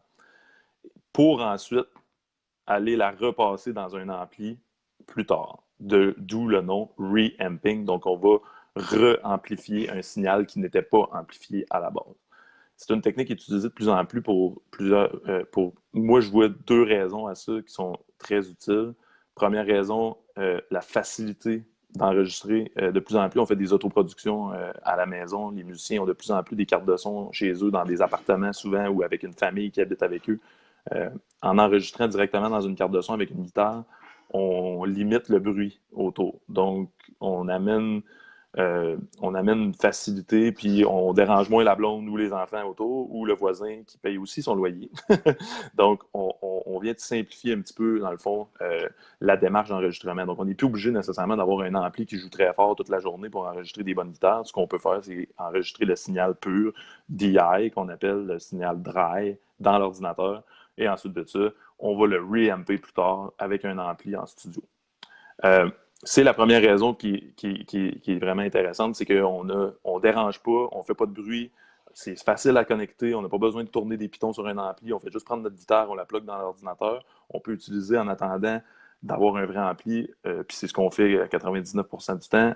On utilise un amp simulator, un plugin qu'on appelle, qui va être dans l'ordinateur, qui va simuler un ampli de guitare réel, qu'on va pouvoir ajuster les paramètres, un peu comme un vrai ampli de guitare. Les amp simulators sont de mieux en mieux. Avec les années, il y a des affaires qui sonnent vraiment bien. Euh, Par contre, il y a des caractéristiques des vrais amplis de guitare qui existent dans la vraie vie, là, ceux qu'on peut s'échapper sur un pied. Les hardware, c'est ça, c'est l'analogie que je fais quand j'enseigne. Je dis toujours la différence entre le software et le hardware. Il y en a qui me posent des questions. Ah ouais, telle affaire, c'est-tu un software ou c'est un hardware? Si tu peux te l'échapper sur un pied, c'est du hardware. C'est Okay? très bon. C'est ce que j'ai trouvé le meilleur moyen pour faire comprendre au monde la différence entre le software. Si tu peux pas te l'échapper sur un pied, c'est que c'est un logiciel, il est dans l'ordinateur, c'est un software. Si Très, c'est très du hardware, soft. c'est très soft, donc c'est très très hard, ça fait oui quand on se l'échappe sur le pied. Donc oui, donc il y a des particularités au hardware qui sont dures à répliquer dans les ordinateurs et c'est pour ça qu'on utilise le reamping pour aller ensuite de ça prendre nos DI de guitare, nos tracks dry, nos tracks purs de guitare qui ont été enregistrés et les repasser dans des amplis par la suite. Le deuxième avantage à faire ça, premier avantage, ça limite le bruit, ça nous permet de travailler un peu n'importe où. On peut travailler dans les avions maintenant, dans des tour bus, on a vu que ça peut donner. On peut travailler dans des chambres d'hôtel sur la route, c'est super facile. On travaille avec une paire d'écouteurs, des amplis, des simulators dans l'ordinateur. Exactement. On connecte une guitare directement avec un jack, un câble, un corps non balancé dans une carte de son, puis on peut enregistrer des guitares qui ensuite de ça vont pouvoir rester soit en format numérique dans l'ordinateur ou être réamplifiés dans un vrai ampli plus tard. Le deuxième avantage, c'est que le fait d'avoir la performance qui est enregistrée déjà dans l'ordinateur, puis d'avoir du recul sur seulement le son de guitare, ça nous amène à pouvoir utiliser les forces de l'overdub qu'on appelle. Donc, on peut aller utiliser plusieurs tons de guitare différents pour certains bouts de tunes, puis on n'est pas obligé de focusser là-dessus pendant l'enregistrement. Donc, ce que ça nous permet de faire, c'est pendant qu'on enregistre, ben, on focus sur la performance, un petit peu moins sur le ton ou sur le son qu'on va utiliser. Mais par la suite, quand on tombe en mode reamping, où ce qu'on va prendre le son dans l'ordinateur et qu'on va le repasser dans des amplis, ben là, on focus vraiment sur le ton de guitare par rapport aux parts de la tune. Des fois, ça va être d'une tune à l'autre. On veut changer avec Soundwave, on le fait beaucoup. On change de son de guitare d'une tune à l'autre pour que ça fitte avec le contexte puis le playing qui a été utilisé. Ça a des limites, tout ça. Puis c'est un peu de ça que je pense que ça va être le fun de parler avec lui. Comment nous autres, on l'a utilisé, tout ça. Puis jusqu'où on s'est rendu. Première constatation, je pense, puis où ce que je veux amener, c'est on s'est rendu compte que, puis toi le premier, même si on ne parle pas d'enregistrement, il y a certains riffs qui marchent mieux avec certains tons de guitare. On s'entend? Ben, ça, c'est certain qu'encore là, c'est très personnel. Tu sais. Ça Ouais, dépend aussi de la vision des choses qu'on a. Tu sais. Ça dépend des types de bandes. Tu as des types de groupes qui vont avoir à peu près un son. Tu yeah, sais, ça va commencer l'album avec, puis ça va finir l'album avec, puis that's it. Tu sais, ça ne sera pas c'est ça. nécessairement des nuances de tone puis de dynamique tant que ça dans les sons, puis Mhm. ci, puis ça. Ça fait que, tu sais, encore là, ça dépend du genre de musique qu'on fait. Ouais. Mais effectivement, en travaillant de cette façon-là, nous autres, ça nous a quand même permis de, tu sais, encore là, de focusser sur la performance, d'avoir un tone quand tu vas tracker, un tone qui est correct pour pouvoir justement donner une bonne performance, puis sauf que par après, ça te laisse tout le temps, justement, la possibilité de reshaper le tone. Mhm. Des fois, tu sais, au niveau des pédales, de te rendre compte que c'est pas le tone que tu voulais. Tu sais, comme justement, tu sais, une tune que tu dis, bon, tu sais, dans notre cas, nous autres, on a comme une coupe de templates de son Mhm. de base. Puis Mhm. après ça, ben, on check qu'est-ce qui fait le mieux. Tu sais. Bien souvent, en écrivant des fois les riffs, les tunes, déjà là, on a une bonne idée. Tu sais, si ça va être une tune à fuzz, une tune à. Nous autres, on se sert beaucoup de certains fuzz, on se sert beaucoup d'un treble booster aussi, qui est Yeah. en fait, c'est un des plus vieux effets de guitare, un des plus vieux drives qui existent. Ah ouais. Ouais, bon, oui, écoute, si je me trompe pas, ça a été lancé comme en 67. C'est pas mal dans les mêmes années que les premiers fuzz aussi, tu sais. Nice. Ça fait que c'est un genre de booster qui est là pour kicker l'input d'un ampli. Tu sais, à l'époque, Ouais, les amplis n'avaient pas de canal de distorsion, whatever, là-dessus. Fait que, tu sais, d'accord. comme on expliquait tantôt, quand on joue avec des amplis de type vintage qui n'ont pas nécessairement Mhm. de master volume, c'est de Yeah. cranker l'ampli puis de le booster avec certaines choses. Tu sais, à l'époque, les guitaristes étaient tout le temps à la quête d'un son plus de sustain, plus de drive, tu sais, puis justement, la technologie était, tu sais, les produits commençaient à se développer pour les guitares, mais à cette époque-là, tu Mhm. n'avais pas de pedalboard. Là. Tu sais, quand tu avais un gars avec Mhm. une pédale de force et un wah, c'était pas mal ça qui se passait. Là, tu sais. C'est ça, hein. Ouais, ouais. Ça fait que Jimmy. c'est. Exactement. Tu sais, Jimmy avait Ouais. un Univibe en plus, puis c'était pas mal ça qui est ça. Tu sais. Et ben de Mais la drogue. ah, il y avait ça, il y avait la palette au complet. Il y a Ça, toutes les couleurs. il y avait un gros pedalboard de LSD. Il y a toutes les sortes. Wow. Mais c'est ça, tu sais, ça fait que c'est ça, tout dépendant des types d'effets, puis toute la patente, ben c'est ça, nous Ouais. autres, on se sert de ça. Fait que oui, Mhm. quand on compose, quand on enregistre, on arrive déjà avec une bonne idée de qu'est-ce qui va marcher pour tel type de Mhm. riff. Si ça a besoin d'une attaque plus franche, ou si ça peut être Mhm. un ton vraiment plus gras, plus saturé, Mhm. ça va faire une grosse différence, tu sais. Ouais, c'est ça. Parce que veux pas, il y a certains phases que même si tu allais jouer ton riff rapide, il le prendrait comme pas vraiment parce qu'il il est trop saturé ou il a pas assez de réponse dynamique pour être capable de le rendre jusqu'à l'ampli. Il va tout te le manger ton riff. Tu sais. Ben, Ça c'est m'est ça, comme déjà tu fait disais, chier. tu parlais des transients tantôt, là, ben, tu sais, c'est ça, Ouais. là. Des fois, au niveau le tone en tant que tel, l'attaque, tu vas, tu sais, c'est pour ça que c'est beaucoup essai-erreur. C'est vraiment. C'est un laboratoire aussi, en quelque part, tu sais, essayer des Mhm. tones. Puis, c'est drôle, je vois Francis Boudreau qui nous regarde, puis ça. Il arrive au même moment qu'on s'enligne pour parler de phase au germanium. Ah Comme il n'y a oui? rien pour rien, tout est dans tout, c'est ça. Parce qu'on a un historique on a un historique d'inside joke relié aux phases au germanium, bien Oh, sûr. c'est magnifique. Mais tu sais, quand tu parlais tantôt du reamping, justement, puis tu Ouais. disais des affaires qu'on expérimentait en studio, puis qu'on s'est rendu compte que ça marchait pas, ben Mhm. justement, ça a rapport avec ça, tu sais. Yeah. Euh, Il y a certains types d'effets, justement, notamment les phases, certains boosters, Yeah. qui vont utiliser certains circuits qui sont désignés en basse impédance. Ouais. Euh, Puis ça fait en sorte que ces types d'effets-là sont en fait pour recevoir en premier le Mhm. signal de la guitare qui, lui, est haute impédance si c'est un pick-up passif. Nice. Euh, Autrement, ça va overloader la patente, puis ça sonnera pas bien, ça va vraiment sonner dégueulasse. Ouais. Et d'ailleurs, c'est pour ça qu'il y a beaucoup de monde qui, des fois, pose la question, hey, Foss, tu mets ça où dans une chaîne? Parce que Ouais. beaucoup de monde qui vont dire, ouais, j'ai acheté ça, puis je trouve que ça sonne dégueulasse. Mais tu sais, Ouais. c'est le genre d'effet que si tu sais pas où le mettre, puis tu sais pas vraiment comment t'en servir, c'est certain que ça peut être vraiment affreux, Ouais, dégueulasse. puis tu sais, si tu joues avec Céline Dion, ça veut pas dire que tout le long du show, ça prend un fuzz aussi. Tu sais, le Certainement contexte. pas. Non, mais tu sais, je pense que c'est important de le mentionner aussi. Tu sais, chaque outil, un moment donné, a son contexte. Ton tournevis plate, c'est pas à cause que tu as juste des vis étoiles dans ta maison que ton tournevis plate, c'est de la merde. C'est qu'à un moment Exactement. donné, t'as juste des vis étoiles. Fait que t'en as peut-être pas besoin de ton tournevis plate. Mais la journée que tu vas avoir une tête plate dans ta vis, tu vas être très content d'utiliser le bon tournevis. C'est exactement ça. Ben, c'est Voilà. ça, tu sais. Fait que, tu sais, en bout de ligne, comme on expliquait tantôt par rapport à l'impédance, parce que ça, c'est important, tu sais, Ouais. là où ce type d'effet-là est placé, de façon générale, il faut que ce soit au début de ta chaîne.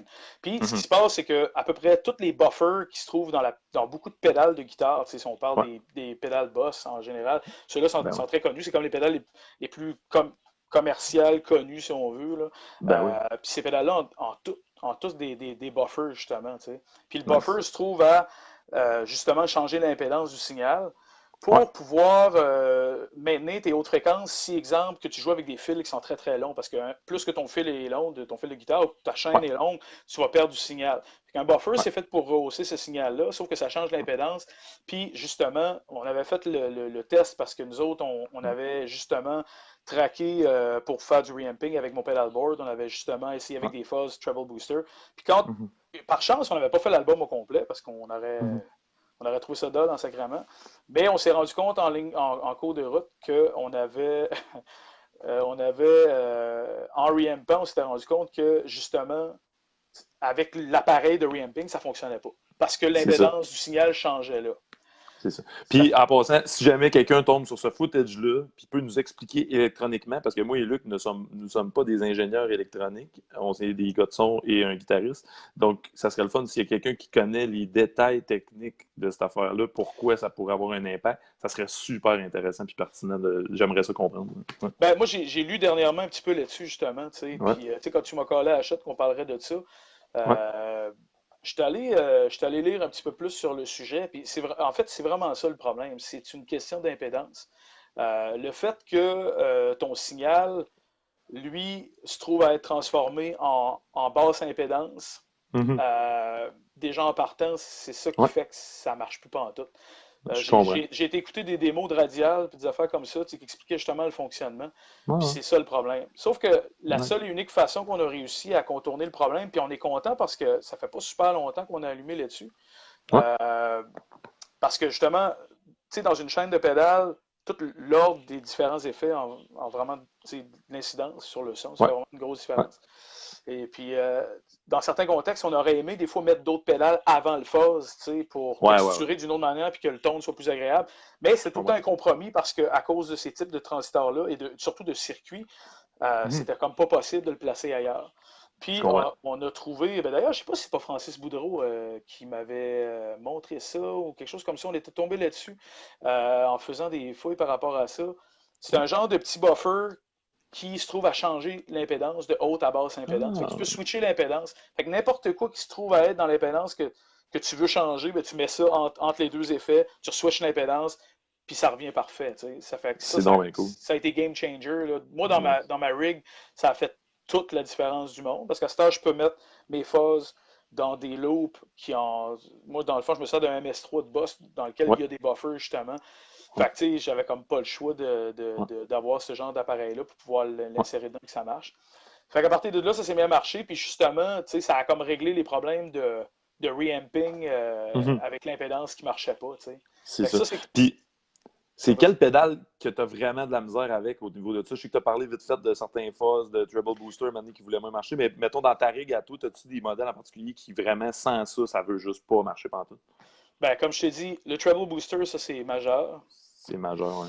Ouais, puis au niveau des fuzz, encore là, ça dépend des types de fuzz. C'est un fuzz comme un Big Muff, exemple, n'aura pas besoin de ça. Lui, tu vas pouvoir y mettre Ouais. n'importe quoi dans la face. Mais la plupart Nice. des fuzz, un peu plus à l'ancienne, ben, tu sais, un Big Muff, c'est quand même vieux comme circuit, mais quand je parle à Ouais. l'ancienne, je parle plus des années 60 où justement, ils utilisaient beaucoup de certains types de transistors Ouais. germanium qui sont extrêmement sensibles à plein de choses, puis très, très, Mhm. très inconstant aussi. C'est une technologie qui n'est pas constante pendant tout. Des fois, tu en pognes des hot, des fois, tu en pognes des moins hot. C'est pour ça C'est que ça. des compagnies qui vont fabriquer des types de pédales comme ça vont avoir beaucoup de rejets. Ils vont acheter un paquet de transistors, puis ils vont en avoir la moitié qui va être obligé de jeter parce que ça ne marche pas. Ah ouais, hein? Ou pas pour ce qu'ils ont besoin de faire, justement. Je comprends. Ouais, mais c'est ça, tu vois, puis j'utilise aussi, ben, tiens, c'est drôle, j'ai leur shirt sur le dos, Stonefly FX, qui est Ah ouais, un gars très de cool. Montréal, ouais, Marc-Éric Gagnon, qui fait des pédales Nice. de fuzz vraiment haut de gamme, des super circuits, des super pièces. C'est vraiment très hot. Nice. Puis justement, j'ai un de ces fuzz qui, justement, utilise des transistors germanium, c'est des N-cotés, si je ne me trompe pas, je ne sais plus trop c'est lesquels, Nice. mais en tout cas, puis Ouais. justement, ça, Comment ça s'appelle, excuse? De quoi c'est? La compagnie? La compagnie, ouais, vas-y donc. Ça s'appelle Stonefly FX. Stonefly FX. Stonefly, ouais. Stonefly, tu vas tomber dessus tout de suite. Là. Yes. On va Et taper ça puis, aux gens. ouais, c'est ça, c'est vraiment très bon fuzz. Ben, il y a aussi les fuzz du PIC à Québec que j'utilise pas mal Oui, aussi. qui est Euh, Toasted Project. Exactement, Toasted Project. Les fuzz, par contre, que j'utilise de lui, c'est des fuzz qui ont des diodes au germanium, mais qui n'ont pas de transistor au germanium. Fait que les autres, je peux le placer n'importe où, mon fuzz, puis ça chiera pas, ça va rester correct. Je comprends. Très Ouais. cool. Ça fait que c'est ça, tout simplement, qu'à ce niveau-là, il y a quand même des bonnes différences au niveau de la façon dont ça va sonner. Mhm. Fait que c'est pour ça que des fois, tu dis, ben, au pire, tu sais, casse-toi pas le bicycle, puis pogne-toi un fuzz qui marche pour toutes les situations. Mais le ton n'est pas pareil. C'est vraiment, Ouais. ça fait une bonne différence. Ça On fait une très aimerait bonne ça, différence. avoir le outil parfait qui marche dans toutes les situations, hein, dans nos vies. Mais moi, je Oui, parle de micro, je parle de. À un moment donné, c'est que t'essaies de. Puis non, il y a des contextes, puis il faut écouter nos oreilles, puis notre cœur à un moment donné, puis ben aller c'est avec ça. la bonne Mais décision. ça revient au même exemple que tu donnais tantôt par rapport aux outils. Mhm. C'est d'avoir Mhm. le bon outil pour faire la bonne job. Tu peux jusqu'à un certain point avoir des genres de couteaux suisses dans ton gear, mais Ben oui. à un moment donné, pareil, tu vas vouloir quelque chose de Mhm. plus pointu dans cette direction-là. Il va falloir juste que tu ailles chercher le bon outil pour. Ouais. Mon tournevis, là, Mastercraft de chez Canadian Tire, avec toutes les bits, là, je trouve qu'il va très bien. Mais mon ami mécanicien, il arrête pas de me dire que c'est de la merde, mon tournevis. Fait que, parce que lui, il a toutes les sortes de tournevis, puis il a toutes les MacTools, puis il tripe. C'est ça. Mais c'est une question de contexte. Moi, pour la job que j'ai à faire, il fait très bien l'affaire. Mais un moment donné, quand on tombe dans des contextes plus précis, on veut perfectionner certaines affaires, ça devient trippant, justement, d'essayer des nouvelles affaires, d'être spécifique. Puis à un moment donné aussi, c'est le fun de l'analogie avec les outils. Puis je pense que je vais continuer en disant que c'en est une que j'utilise aussi. C'est un moment donné, au courant de notre carrière, au courant des essais et erreurs qu'on fait comme musicien, comme ingénieur, comme n'importe quoi dans la vie, on se crée une espèce de banque d'outils. C'est comme notre coffre à outils. Puis un moment donné, c'est que notre oreille, je prends le contexte de musique puis de production qu'on a là, mais mon oreille, mettons, elle s'est habituée à entendre certaines affaires qui sont des périphériques, mettons, que ce soit un compresseur, un EQ, une pédale, un ampli, n'importe quoi. Puis à un moment donné, nos oreilles, ils s'habituent à entendre ces choses-là. Puis on va être capable d'aller chercher le bon outil assez rapidement juste en entendant une situation. T'sais. Parce que c'est comme si cette information-là était imprégnée dans notre subconscient quelque part. Puis quand on entend quelque chose, on fait Oh, ça sonnerait bien avec cette affaire-là. Mais pour se rendre à avoir ça d'enregistré, il faut comme essayer plein d'affaires pendant des années ou pendant des mois, des nuits complètes à un moment donné, puis de te faire ta banque à outils tranquillement. Puis il y a j'appelle ça du research and development dans ma tête. Tu essayes un paquet d'affaires, puis à un moment donné, tu tombes sur des situations où ça marche moins bien, mais tu passes, mettons, 2 heures à tweaker un effet, tu te dis, OK, ça marche vraiment pas ce que je suis en train de faire là. Le lendemain, tu pognes une autre situation, puis tu fais, oh, l'effet qui marchait pas hier sur telle affaire, là, il est vraiment d'ado Ouais, sur c'est cette parce que affaire-là. même ce que tu essayes et qui ne marche pas est formateur pareil. Parce que Ben oui, c'est ça. De un, tu vas savoir que ça ne marche pas pour ce que tu voulais faire. Mais de deux, c'est tu vas ça. te rendre compte que ça peut marcher pour d'autres choses pareilles. Fait que comme Ben, tu dis, c'est essai-erreur. Puis même les erreurs sont comme pas tant que ça des erreurs. Parce qu'en bout de ligne, ben, c'est des erreurs, mais tu apprends beaucoup de ça. Ça ben fait ouais. que, mais oui, ça a été comme ça. Mais tu sais, encore là, c'est ça. D'apprendre, c'est de travailler dans un sens où justement, ça te permet de développer ton goût, de développer ton oreille, de Mhm. savoir surtout dans un contexte de prod, tu sais, comme toi tu fais, puis comme je fais aussi des fois, puis tout, tu Ben ouais. sais, d'essayer d'avoir justement, tu sais, l'oreille formée à savoir ce qu'il faut pour quelle situation. Puis que ton coffre à outils, pas juste en tant que gear physique, mais que ton coffre à Mhm. outils, au niveau de ton jugement, de dire, OK, qu'est-ce qui va à quelle place, puis tout, Mhm. justement, se build de plus en plus avec le temps, puis c'est l'expérience qu'il fait, il faut que tu en fasses. Tu n'as pas le choix. Ouais. C'est ça. Ouais, puis je pense pour fermer cette parenthèse-là, ce qu'on dit là en ce moment, c'est très, très subjectif. Dans le sens que on va Absolument, encore là. travailler, tu sais, encore là, moi, ce que j'entends, de la façon que j'entends les affaires, ça veut pas dire que c'est tout le monde qui entend les mêmes choses, puis c'est correct. Puis je pense qu'il faut justement embrasser ça, puis se dire, on travaille sur un projet ensemble. Quand moi, je travaille avec Luc, on travaille ensemble depuis longtemps, puis on a fait des beaux projets ensemble, c'est super cool. Y a-tu eu des discussions puis des malentendus dans le courant? Voyons, il y en a à tous les jours, à toutes les minutes. Si, on se jase, on discute, on échange, on amène, il amène ses outils, j'amène les miens, puis on décide comment on peut mélanger ça pour construire cette affaire-là, cette entité autre-là qui est la toune ou le projet sur lequel on travaille. T'sais. Plutôt Exactement. que Fait que je pense que d'avoir un mindset de croissance plutôt qu'un mindset fixe en musique, c'est une force. Ah ben oui. Puis d'être une gang ensemble avec des mindsets de croissance qui travaillent tous sur un même projet, c'est ce qu'on appelle, selon moi, un succès. Un succès pour qui, rendu compte là, c'est subjectif, mais je veux dire, pour nous autres, d'accomplir quelque chose, puis d'avoir mis tous nos outils de la bonne façon comme on pensait, puis d'arriver à un résultat qui, à la fin, est plus grand que de où on est parti. Pour moi, c'est une réussite, c'est du succès. C'est ce que j'appelle un succès. Ben exactement. Mais pour ça, encore là, c'est comme tu dis, il faut avoir son coffre à outils, mais il faut être ouvert aux outils des autres aussi, justement. Tout à fait. Puis tout le temps penser qu'on travaille pour la toune. Je veux dire, c'est pas. Ouais. Le but commun, c'est justement le résultat. Ça marche puis qu'on soit tous satisfaits, mais que ça fonctionne bien. Ouais. Il y a une façon de voir les choses. Moi, quand je travaille, mettons, avec un band, ben, il va toujours avoir, je parle en production d'album, mettons, mais je vais toujours penser, moi, comme personne externe qui arrive avec un artiste, mettons, c'est 1 + 1 plus la toune qui est en avant de nous autres. Et non 1 + 1 égale la toune. C'est plus 1 + 1 plus un autre qui est là, qui est la toune, qui, elle, va devenir quelque chose de plus extérieur à nous autres. Je m'approprie jamais quelque chose qui est pas à moi, puis je pense que la meilleure façon de rester objectif dans un procédé de production audio puis de musique, c'est qu'à un moment donné, faut la laisser aller un peu cette tune-là, puis voir qu'est-ce qu'elle va nous dire. Elle nous parle, dans un sens, on met quelque chose là-dedans, puis à un moment donné, il y a quelque chose qui en sort, puis oups, ça veut y aller, ça veut pas y aller. Puis d'être conscient, ça se développe aussi avec les années. Il y en a peut-être des moins expérimentés qui vont dire aïe, il capote, lui, là, ce qu'il dit là, avec la toune, elle nous parle. Oui, mais tu sais, en même temps, c'est d'avoir fait différents types de projets aussi. C'est ça qui fait une grosse différence. Les prods que toi, tu as fait, bon, il y a beaucoup de monde qui te connaît pour avoir fait beaucoup de prods métal, beaucoup de prods heavy rock, mais tu en as fait d'autres aussi. Tu as mixé de la flûte puis du violon, puis c'est ça. Très flûté, très violon. Écoute, j'ai fait du corporatif en show, on a fait plein de choses. Exactement. Plusieurs beaux projets. Ouais, c'est super cool. Peut-être pour rapper la parenthèse des amplis. Fait que ce qu'on a constaté surtout, c'est que bon, il y avait des pédales qui voulaient moins marcher quand on reampait parce qu'on passait par des devices électroniques qui étaient différents que juste une guitare directement qui allait se plugger dedans puis qui allait dans un ampli. C'est ça.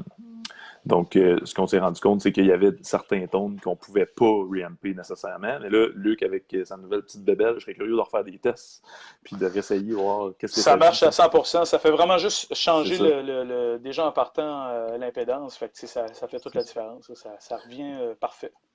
C'est ça. Ah, c'est super cool. Pour vrai, je suis curieux de voir où est-ce qu'on va l'appliquer ensemble. Parce que tu l'as dans ta réglette, si j'ai bien compris, dans le fond, en sortant de ton boss, ton switcher, tu t'en sers pour aller dans certaines pédales. Hein? Exactement. En fait, je m'en sers parce que dans mon switcher, j'ai des buffers, ce qui fait en sorte que je ne peux pas normalement utiliser ces types d'effets-là dedans. Sauf qu'avec ça, vu que j'ai des fois trois fuzz ou drive germanium, fait que dans le fond, je les mets sur 3 loops. Et tu sais, entre les loops, il n'y a pas de buffer. Sur mon appareil, tu as un buffer à l'entrée et un buffer à la sortie, mais entre les loops, tu n'as pas de buffer. Fait que comme ça, il n'y a comme pas de problème, tu sais, pour juste mettre, exemple, je mets le buffer, je mets l'appareil pour changer l'impédance à l'entrée. Puis c'est bon pour les trois phases en arrière de l'autre. Tant que je ne remets pas un autre buffer entre les deux, tu sais. Nice. OK, oui, évidemment. C'est ça, exactement. Tu as recréé le problème. C'est Ça va te prendre un ça. autre. Comment ça s'appelle le unit que tu viens de me parler? Hey, attends un petit peu, je vais poster, je vais taguer ceux qu'on a parlé. Reverend Guitar, R-E-V-E-R-E-N-D Guitars. C'est bon? Oui. C'est un espèce de R noir avec du blanc. C'est bien ça. Yes, fait que je vais taguer tout de suite dans la convo. J'ai trouvé un moyen avec mon laptop en parallèle d'aller faire des commentaires sans peser partout dans l'écran comme ça. Oui.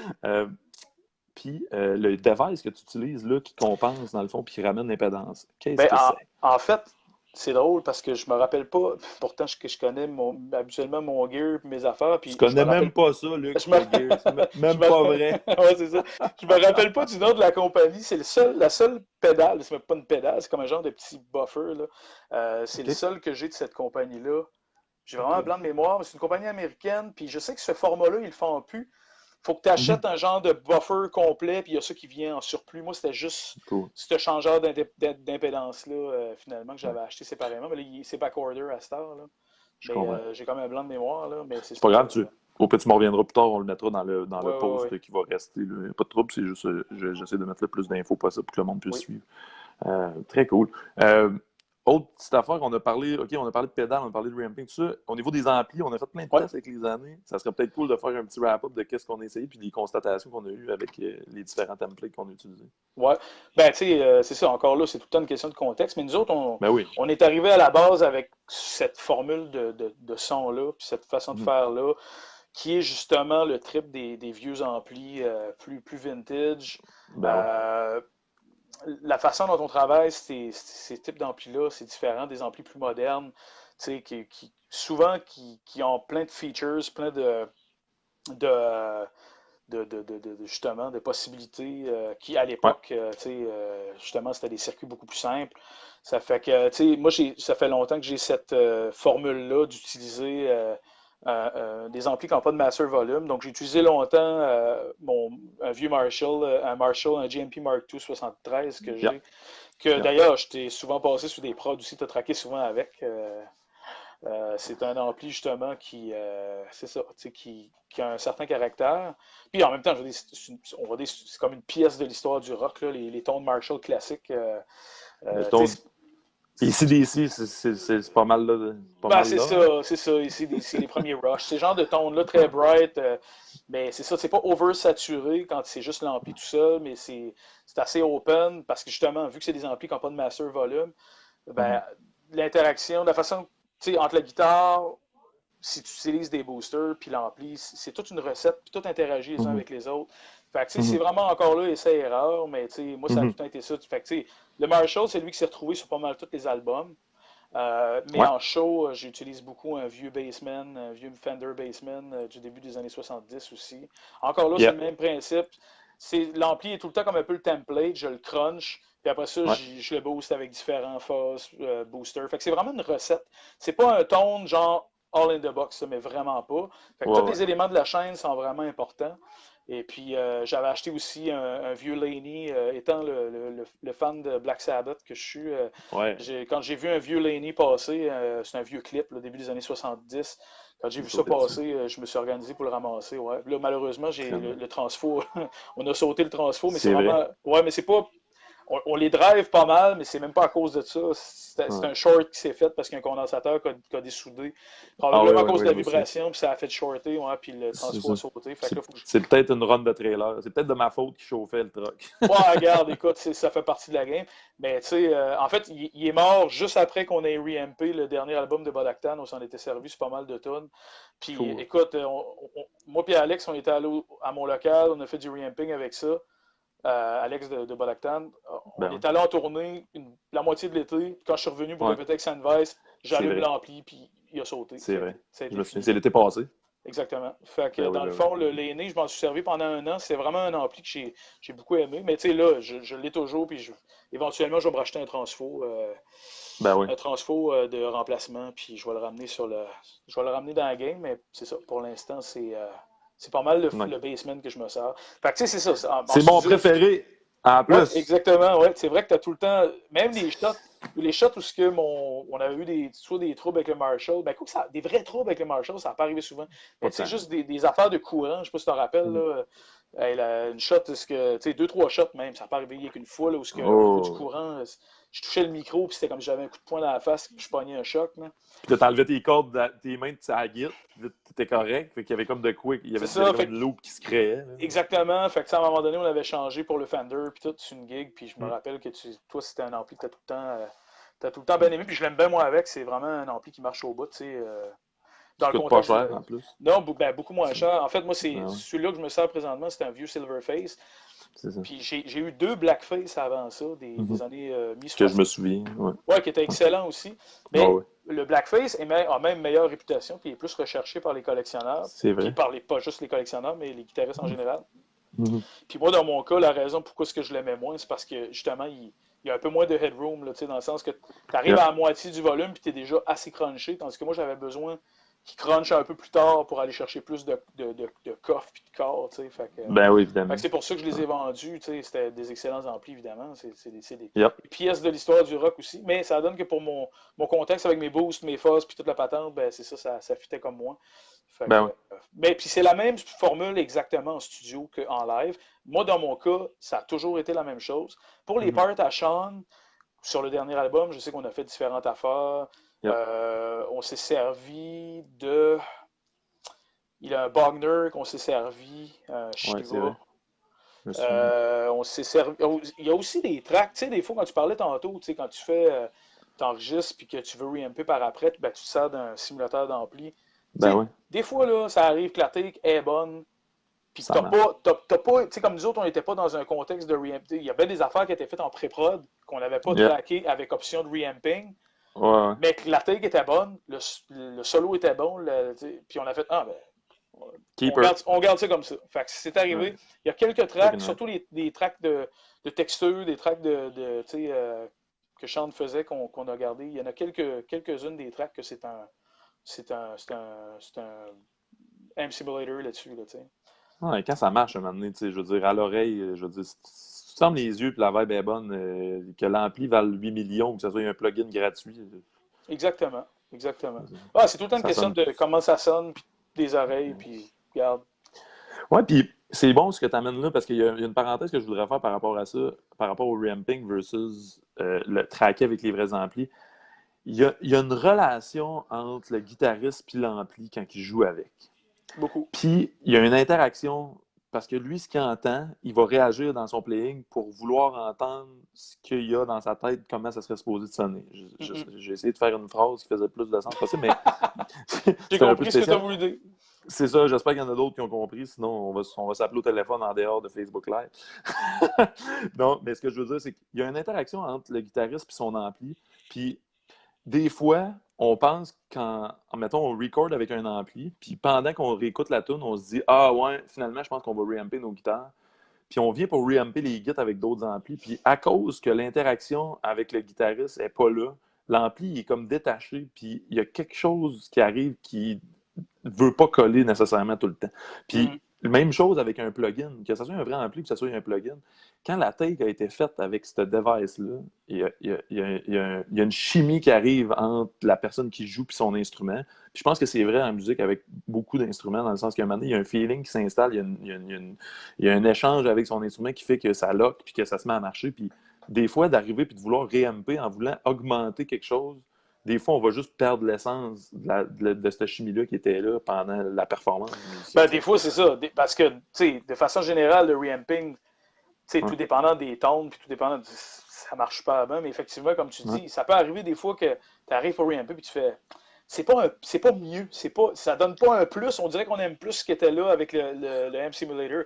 Fait que rendu là, garde-le. Tu sais, moi, j'ai jamais en aucun cas, on va être puriste au point de dire non, il n'y en est pas question. Tu sais, moi, de mon côté, j'ai jamais réussi vraiment à 100% à retrouver ce que je voulais avec toute mon interaction, avec l'interaction de mes pédales, puis toute la patente, avec du stock digital.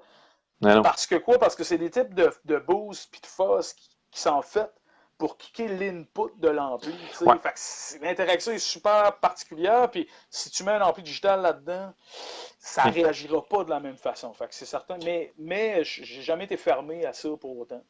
Je peux faire une parenthèse.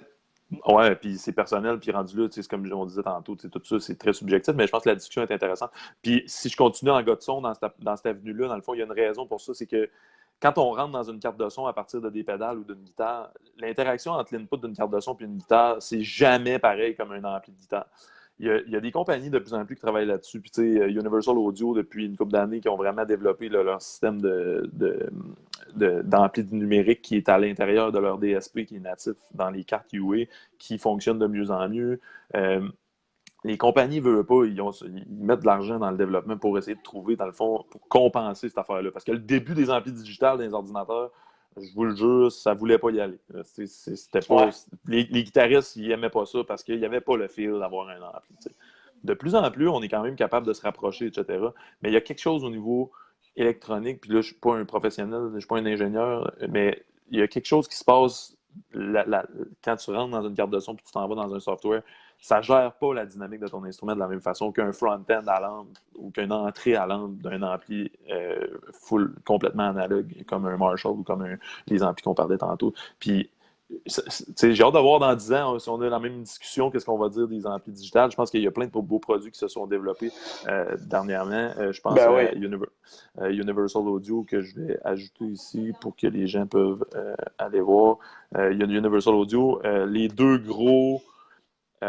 parce que Universal Audio, eux autres, on parle de software, donc c'est des plugins qu'on va ajouter dans l'ordinateur ou dans la carte de son Universal Audio qui va émuler un préampli. Par contre, il y a des compagnies dans les dernières années qui ont développé des produits vraiment cool qui sont le mot m'échappe, mais c'est des simulateurs d'ampli qui sont une tête physique finalement. C'est un ampli physique que tu peux avoir qui est un hardware, comme un Camper Amp ou un Fractal XFX qui ont un paquet de presets là-dedans, puis c'est un ampli qui est numérique, qui est principalement un ordinateur, finalement, qui va recréer différents amplis qui existent dans le vrai monde. Plusieurs écoles de pensée encore par rapport à ça. Pour le plug and play, pour la facilité de voyager pour les tours, de plus en plus, il y a du monde qui utilise ça. Ben oui. Dépendamment de l'application. Puis je pense que je suis curieux de voir dans 10 ans où est-ce qu'on va être rendu avec ça, mais de plus en plus, je pense que ça va de mieux en mieux sonner, les amplis numériques. Puis meilleur exemple, c'est qu'avec Bodactan, justement, tu as une rig assez simple. Ah, c'est un autre affaire, ça c'est clair. Pour la guitare. Oui. C'est ça. C'est certain qu'avavec Bodactan, je suis pas guitariste principal. Je joue de la guitare électrique sur quelques tonnes. De façon générale, par show, peut-être un genre de 4, 5, 6 tonnes. Fait que j'ai pas le même besoin non plus, tu sais, que, exemple, Alain ou Francis qui va jouer les guitares ou Steve durant les shows. Oui. Oui, en fait, on a opté au départ pour quelque chose de super simple parce que c'est pas compliqué avec Bodactan, étant le nombre de gars qu'on est, c'est une grosse gang. Oui. Tu sais, on est 7. Ça prenait beaucoup de stock, pas traîner encore plus d'ampli ici et ça. Fait que, assez vite au début du band, on a comme trouvé en fait, c'était Pat Guertin qui était le premier soundman du band qui est arrivé avec ce format-là, avec cette idée-là. C'est tout simplement un Red Box de Hughes and Kettner qui sert de speaker simulator analogue. C'est comme une DI en fait. Là. Habituellement, c'est fait pour être placé entre une tête d'ampli et un câble pour pouvoir envoyer une ligne directe pour pouvoir avoir un deuxième signal pour blender avec ton ton de mic. C'est un peu ça l'idée habituellement de ça. Mais nous autres, en fait, c'est pas compliqué. C'est que la première fois qu'il s'en est servi, au début, on se servait d'un pod, un petit pod, là, la bine rouge, là, le vieux pod. Là. Le meilleur. En tout cas, le premier, dans les premiers. Puis, sur la première tournée en Europe de Bodactan, moi, j'étais pas là sur cette tournée-là, j'avais pas pu y aller, mais c'était la toute première tournée du band. Ça a donné qu'il y a un tech local, je pense, il y a quelque chose qui s'est passé, il a en fait sauté le pod parce qu'à cause du courant qui n'était pas le même. C'est ça, il n'a pas mis de transfo. Il avait oublié de mettre le transfo, je sais pas trop quoi, là, puis ça a comme grillé la patente. Fait que en backup, ça donne que Pat avait dans son stock un Red Box. Puis ils ont plugué ça, genre une pédale de drive qui sert comme de préamp. Ouais. Donc, direct dans le Red Box. Puis, en plugué ça, puis en fait, Colin, sais-tu que ça marche pas payé pareil, tu sais? Quand même cool. C'est ça. Fait quand ils sont venus d'Europe, puis nous autres, moi, j'ai rembarqué, je veux dire, j'étais dans le band dans ce temps-là, mais je veux dire dans le sens que j'ai recommencé à faire les choix avec eux autres. C'était comme rendu ça la nouvelle rig, tu sais. Fait tout ce qu'on a fait, c'est qu'on a expérimenté avec différents types de pédales qui jouent le rôle de préamp. Mais ce Red Box-là reste comme l'ampli, si tu veux. Fait que c'est vraiment l'inverse que de Sennweiss. C'est vraiment une rig beaucoup plus simpliste. Là. C'est le meilleur pas bon ton de guitare que j'ai entendu de ma vie. Non, mais c'est très surprenant comme tone, pareil. Mais, ça marche au bout, dans le contexte, avec les instruments trad au travers, avec toute l'interaction, le reste du band. Je veux dire, ça sur le stage, ça va rose, puis il y a plein d'autres instruments harmoniques. Le band n'est pas basé sur les guitares électriques, excusez. Non. Fait tu sais, est-ce que ça marche dans le contexte? Je dirais, le struggle de traîner un ampli serait pas worth it par rapport à la différence de résultats qu'il y aurait dans le contexte. Carrément. Puis si ça avait été le cas, on aurait trouvé une autre solution. Puis même là, il y en a des solutions plus hautes. Mais en bout de ligne, ça revient tout le temps à marcher pareil. Fait que je me suis tout le temps les deux pédales grosses de même. That's it. Ça, bien sûr. Merci, bonsoir. Ouais. T'as déjà ton bagpipe à traîner, là, c'est assez. Mais tu sais, ce qui est pas pire aussi, c'est que vu que comme avec Sennweiss, ben, avec Bud Acton, on est en kit in-ear. Fait que, tu sais, peu Ben oui. importe où on joue, c'est tout le temps le même tone, c'est tout le temps le même son. Pareil. Fait que ça change pas. J'ai pas besoin d'avoir des amplis loués Mhm. sur place, puis le gossage, puis ça. Non, non. Ça fait que Ouais, puis, autre parenthèse. ouais. Non, vas-y. Non, je partais pour dire c'est monté pour de la tournée, pour que ça soit facile. Fait. Ben oui. Ben oui, puis ça marche. Puis, autre parenthèse, c'est que pour nous autres, les gars de son, s'il y en a d'autres qui s'astinent des fois avec des gars de son, tout ça, mais tu sais, le fait de ne pas avoir de son d'ampli du stage, dans un contexte, des fois qu'on veut avoir un stage un peu moins loud, ça donne une méchante chance aux gars de son en avant. Ben oui. Les petites Déjà, salles, c'est magique. Tout ce qui nous reste à fighter contre, c'est le son du drum acoustique qui est là. Puis tout le reste vient de des lignes directes ou des micros directs. Fait que ça nous libère bien de la plage dynamique sur le stage pour être capable de justement aller pousser des fois le kit de son qui n'est pas suffisant pour avoir un mix qui est cohérent en avant plutôt que d'être pogné avec un ampli de guitare qui est super fort. T'sais. Donc pour les guitaristes qui jouent dans les bars, des fois, c'est pas nécessairement que votre ampli est trop fort, c'est que dans le contexte, il n'est pas cohérent avec ce qu'on a comme outil pour travailler, pour passer par-dessus. Puis ça nuit des fois un petit peu plus. Puis t'es mieux d'avoir un son un peu moins fort des fois que le gars de son en avant va avoir le contrôle dessus, plutôt qu'il soit obligé de quasiment fermer ta guitare dans la salle finalement, puis que tu sois tout seul à t'entendre sur le stage, puis que 3 rangées de monde en avant, finalement, il n'y a plus personne qui a des high-mid de ton ampli, puis que c'est juste un restant de quelque chose de très, très moffé. Dans le contexte avec Bud Acton, d'avoir toutes les lignes directes pour moi en avant, c'était un bonheur de pouvoir avoir toujours le même son qui arrive directement dans les inputs de la console, puis de ne pas avoir à me battre avec quelque chose qui revient du stage. T'sais. Fait que les contextes sont bien différents. Avec Sennweiss, je pousse parce que le band est quand même assez lourd, mais même à là, avec Sennweiss, vous atténuez.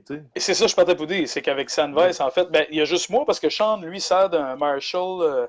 Lui, c'est un JCM 900, mais un Mark III qui est Mark vraiment. III, c'est ça. C'est un JCM un 900 qui est vraiment différent des autres 900. Un peu Yep. moins connu que les autres. Fait que, la réputation du 900, que certaines personnes qui le trouvent plus stérile, lui, c'est vraiment un autre circuit. Il n'est pas fait pareil pendant tout. Puis cet ampli-là, lui, c'est un 100 watts avec un master volume. Fait avec son master, il réussit à aller chercher un volume de stage quand même pas si mal. T'sais. Mais moi, de mon côté, comme on disait tantôt, vu que j'ai pas de master volume, si je vais aller chercher mon crunch de l'ampli, il faut juste que je crains le volume, j'ai pas le choix. Ben, le volume vient avec. La masse sonore vient aussi avec. Fait que je prends un atténuateur justement pour diminuer la puissance qui se rend qui va au câble. Fait que dans le fond, ça permet d'avoir tout le bénéfice de l'ampli torché, mais à moindre volume. Fait que, ça rend les choses plus possibles, mettons. Ouais, puis pas juste pour le soundman, c'est d'être cohérent aussi sur le stage par rapport à ce qui sort des amplis de tout le monde, puis d'avoir une espèce de son. C'est ça, le plus uniforme possible avant même d'avoir joué avec l'amplification du gars de son ou d'équipements de sonorisation. Ouais. C'est le fun d'avoir un stage le plus uniforme possible, puis égal. Comme ça, ben, nous autres, après, on arrive comme ingénieurs de son, puis on fait juste augmenter ce qui manque, puis augmenter ce qui existe déjà, qui est déjà bon, plutôt que de passer du temps à corriger des affaires puis à essayer d'inventer des choses qui sont pas là, s'il en manque, ou d'en enlever qui sont trop là, parce que le stage est trop fort par rapport à ce que je suis capable de faire dans ça. Fait qu'il y a beaucoup de conscience qui se développe en travaillant avec les années, puis je pense que ça, c'en est une des affaires qu'on a découvert, puis qui pour moi, c'est vraiment, wow, c'est un game changer quand les gars sont conscients et qu'on travaille ensemble, il faut travailler un contre l'autre, c'est payant pour le résultat. T'sais. Ouais, tu sais, le fameux, c'est ça, tu sais, c'est un classique, là, le guitariste qui commence avec son ampli à 7 puis que le show fini est à 9, tu sais. Dans beaucoup de contextes, c'est de même. Nous autres, de notre côté, on touchera à rien de toute manière parce qu'on joue en in-ear aussi. Fait qu'on veut pas que. On veut pas que, justement, qu'il y ait du changement à ce niveau-là. On se fait un son de moniteur, puis on veut que ça soit que ça reste le plus constant possible. Fait qu'on n'aura pas tendance à jouer là-dessus. Mais justement, ça, c'est une autre histoire. La plupart du temps, pourquoi les guitaristes vont avoir tendance, tout le monde va avoir tendance à monter son volume. Souvent, c'est l'inverse de la bonne solution. C'est pas monter la bonne solution. Ça fait pas très rock'n'roll, mais ça serait plutôt dropper le volume un petit peu plus. Ben, c'est souvent de baisser ce qui dépasse. Ce qui dépasse ailleurs, ouais. Ouais, ou des fois, de juste bouger des affaires sur le stage, d'aller travailler tous dans le même sens, plutôt que d'essayer d'overpower quelque chose qui, tu sais, un moment donné, de toujours augmenter, c'est qu'un moment donné, il y a un plafond, un moment donné, qui vient, ça devient ingérable pour personne. Puis je parle pas juste d'un petit show, même sur des gros stages aussi. Je veux dire, un moment donné, là, ton ampli est à côté de quelqu'un, puis tu vas nuire à quelque chose. Puis je dis pas que le rock, faut pas que ça soit loud. Au contraire, s'il y a bien quelqu'un qui comprend que le rock, c'est loud, je pense que c'est moi. Oui, puis, puis je l'assume très, très bien. mais il y a quand même une conscience à développer par rapport à ça. Puis, Ben, c'est un équilibre. oui. C'est pas un... Si c'est loud, puis Mm. que c'est balancé, puis que tout est à sa place, ça va marcher. Mais s'il y a des affaires qui dépassent parce que justement, c'est là que ça marche pas. T'sais. Mais justement, encore là, les nears, c'est ça que ça règle comme problème aussi dans beaucoup de cas. Là, ben oui, puis tu sais, un moment donné, vous n'avez essayé des setups, là, puis vous n'avez fait des shows en in puis en pas d'in aussi, dans les débuts, je me rappelle, en moniteur, ouais, ben, c'était vraiment les... proche. Écoute, peut-être la première année qu'on a fait la plupart des shows, on n'avait pas des nears dans ce temps-là. Ouais, c'est ça. Puis c'était plus tough de vous autres vous entendre. Ben Ça oui. créait plus de bruit sur le stage. Puis en bout de ligne, est-ce que pour le résultat, c'était mieux? Pas nécessairement. Je veux dire, on se pilait tout le monde un petit peu dessus, puis il y avait toujours des défis par rapport à ça qui étaient. C'est ça, qui étaient des fois, j'ai goût de dire ingérable, mais je veux dire, tout se gère tout le temps, puis à un moment donné, on va tous se coucher le soir, puis c'est réglé, mais ça amène des défis de plus, des fois, qui sont faciles à éviter, juste en ayant une petite conscience de la patente, puis en discutant aussi, en ayant des talks, justement, comme on fait là. J'espère que ça va inciter de plus en plus de monde à avoir des talks avec les autres personnes avec qui ils travaillent. D'ailleurs, juste pour finir, peut-être avec une quote de mon ami Monk, qui est soundman de band de rock avec les Grimmskunk et les légendes du rock. Des légendes du rock, mais Monk qui est anglophone, qui m'a dit une fois, il dit « It's never too loud if it sounds good, man. » C'est ça. Fait que, tu sais, à quelque part, il y a des contextes aussi encore là-dedans, mais tu sais, le wisdom là-dedans, c'est qu'il y a moyen d'être loud, cohérent, puis de bien sonner, même si c'est méga fort. Puis dans le contexte de rock, ça s'applique, mais de développer cette relation-là avec tout le monde qui travaille autour, c'est la clé du succès, sans aucun doute. Exactement. C'était super cool de te parler, puis man, le time flies. Il est genre, ça fait 1h50, je pense qu'on se parle. Écoute, pour les gens qui nous connaissent, savent très bien que c'est pas difficile de jaser 1h50 avec nous autres quand on parle de gear. Ça, les gens qui nous connaissent se disent je vais revenir prendre mon café demain matin. Ils vont sûrement être, oui, ils vont sûrement être en train de peut-être rapper le premier sujet de la soirée. Exactement. C'est toujours un plaisir, man, de jaser. Puis je pense que combien de fois je me suis dit si j'étais un petit oiseau puis que j'avais pu enregistrer des affaires qu'on s'est dit dans le char quand j'allais te reporter chez vous après des sessions interminables. Oui. Combien de belles quotes ou combien de beaux contenus ça aurait pu faire pour instruire puis aider d'autres mondes à grandir dans ce super milieu-là qui est la musique. Puis je pense que le take de tout ça puis l'intention en arrière de faire des lives comme ça de plus en plus, c'est vraiment d'aider du monde puis d'amener des discussions justement qui sont des fois pas toujours claires. Puis espérons qu'on en a aidé une couple à soir puis qu'on va en aider d'autres avec les petites vidéos qu'on va pouvoir extraire de toute cette belle discussion-là. Ben oui. C'est vraiment, vraiment très nice. Hey! Sur ça, je pense qu'on peut te laisser. As-tu un petit mot de la fin à dire à nos fidèles 11 personnes qui restent sur le live? Mais qui sont, merci Thierry. Ouais, je pense qu'il était là tout le long. En tout cas, il était là au nice. début, puis là, il nous écrit là. Fait qu'il a sûrement pogné un bon bout, mettons, de la discussion. Ben, c'est ça. Écoute, non, ça a été encore là super plaisant. Puis toujours un plaisir si à un moment donné, l'occasion. Ah ben tiens, Marc-Antoine, on se parle 5 minutes. Oui, Marc-Antoine, ça c'est une des nombreuses victimes c'est une des nombreuses victimes de mon on se parle juste 5 minutes, OK? Oui, finalement, une demi-heure plus tard, c'est ça qui est. Salut! As-tu 5 minutes? Ouais. Le danger, c'est d'aller voir le message. Parce que tu sais que si tu vas voir le message, le Luc sait que tu as vu le message, puis là, il faut que tu l'appelles pour au moins dire quelque chose. Puis là, t'as mis 25 cents dans la machine. Moi, j'accumule tout ce que j'ai à dire, là. Je dis à un moment donné, il va falloir que je l'appelle, puis là, c'est ça. Le presto pète. Exactement, c'est vraiment ça. Mais toujours très, très intéressant de toute façon, puis c'est pas parce que on parle longtemps que c'est moins intéressant. Là. Des fois, quantité n'égale pas qualité. Je pense qu'avec toi, pour finir cette belle discussion, c'est que qualité est souvent synonyme de quantité. Bon. Ouais. Alors, hey, merci beaucoup d'avoir été là, à toi et à ceux qui nous ont écoutés. C'était vraiment nice. Puis on remet ça anytime. Puis sinon, nous autres, on se voit très bientôt. On va faire du rock ensemble enfin parce que à partir du 1er juin, dans pas longtemps, 2 jours, je pense, on a le droit officiellement d'utiliser les recording facilities au Québec. Alors, nous allons en profiter pour faire un petit cadeau aux gens qui trippent Sandvice. Je pense que ça va être bien le fun. On n'en dit pas plus. Projet. Oui. Ben oui. Ça Hey, va salut être tout le très monde. cool. Salut Marc-Antoine. Salut Philippe. Salut Phil. Yes. Trop, Oh, Maxime très cool. Moisan. Salut Monsieur Maxime. Maxime. C'est Monsieur Maxime, Monsieur Yeoman. Yes, sir. Monsieur Maxime. All right. Hey, sur ce, bonne soirée, man. Je Good. te laisse retourner à tes occupations personnelles, puis Oui, on se oui. parle très bientôt. Parfait. Salut, man. Hey, salut.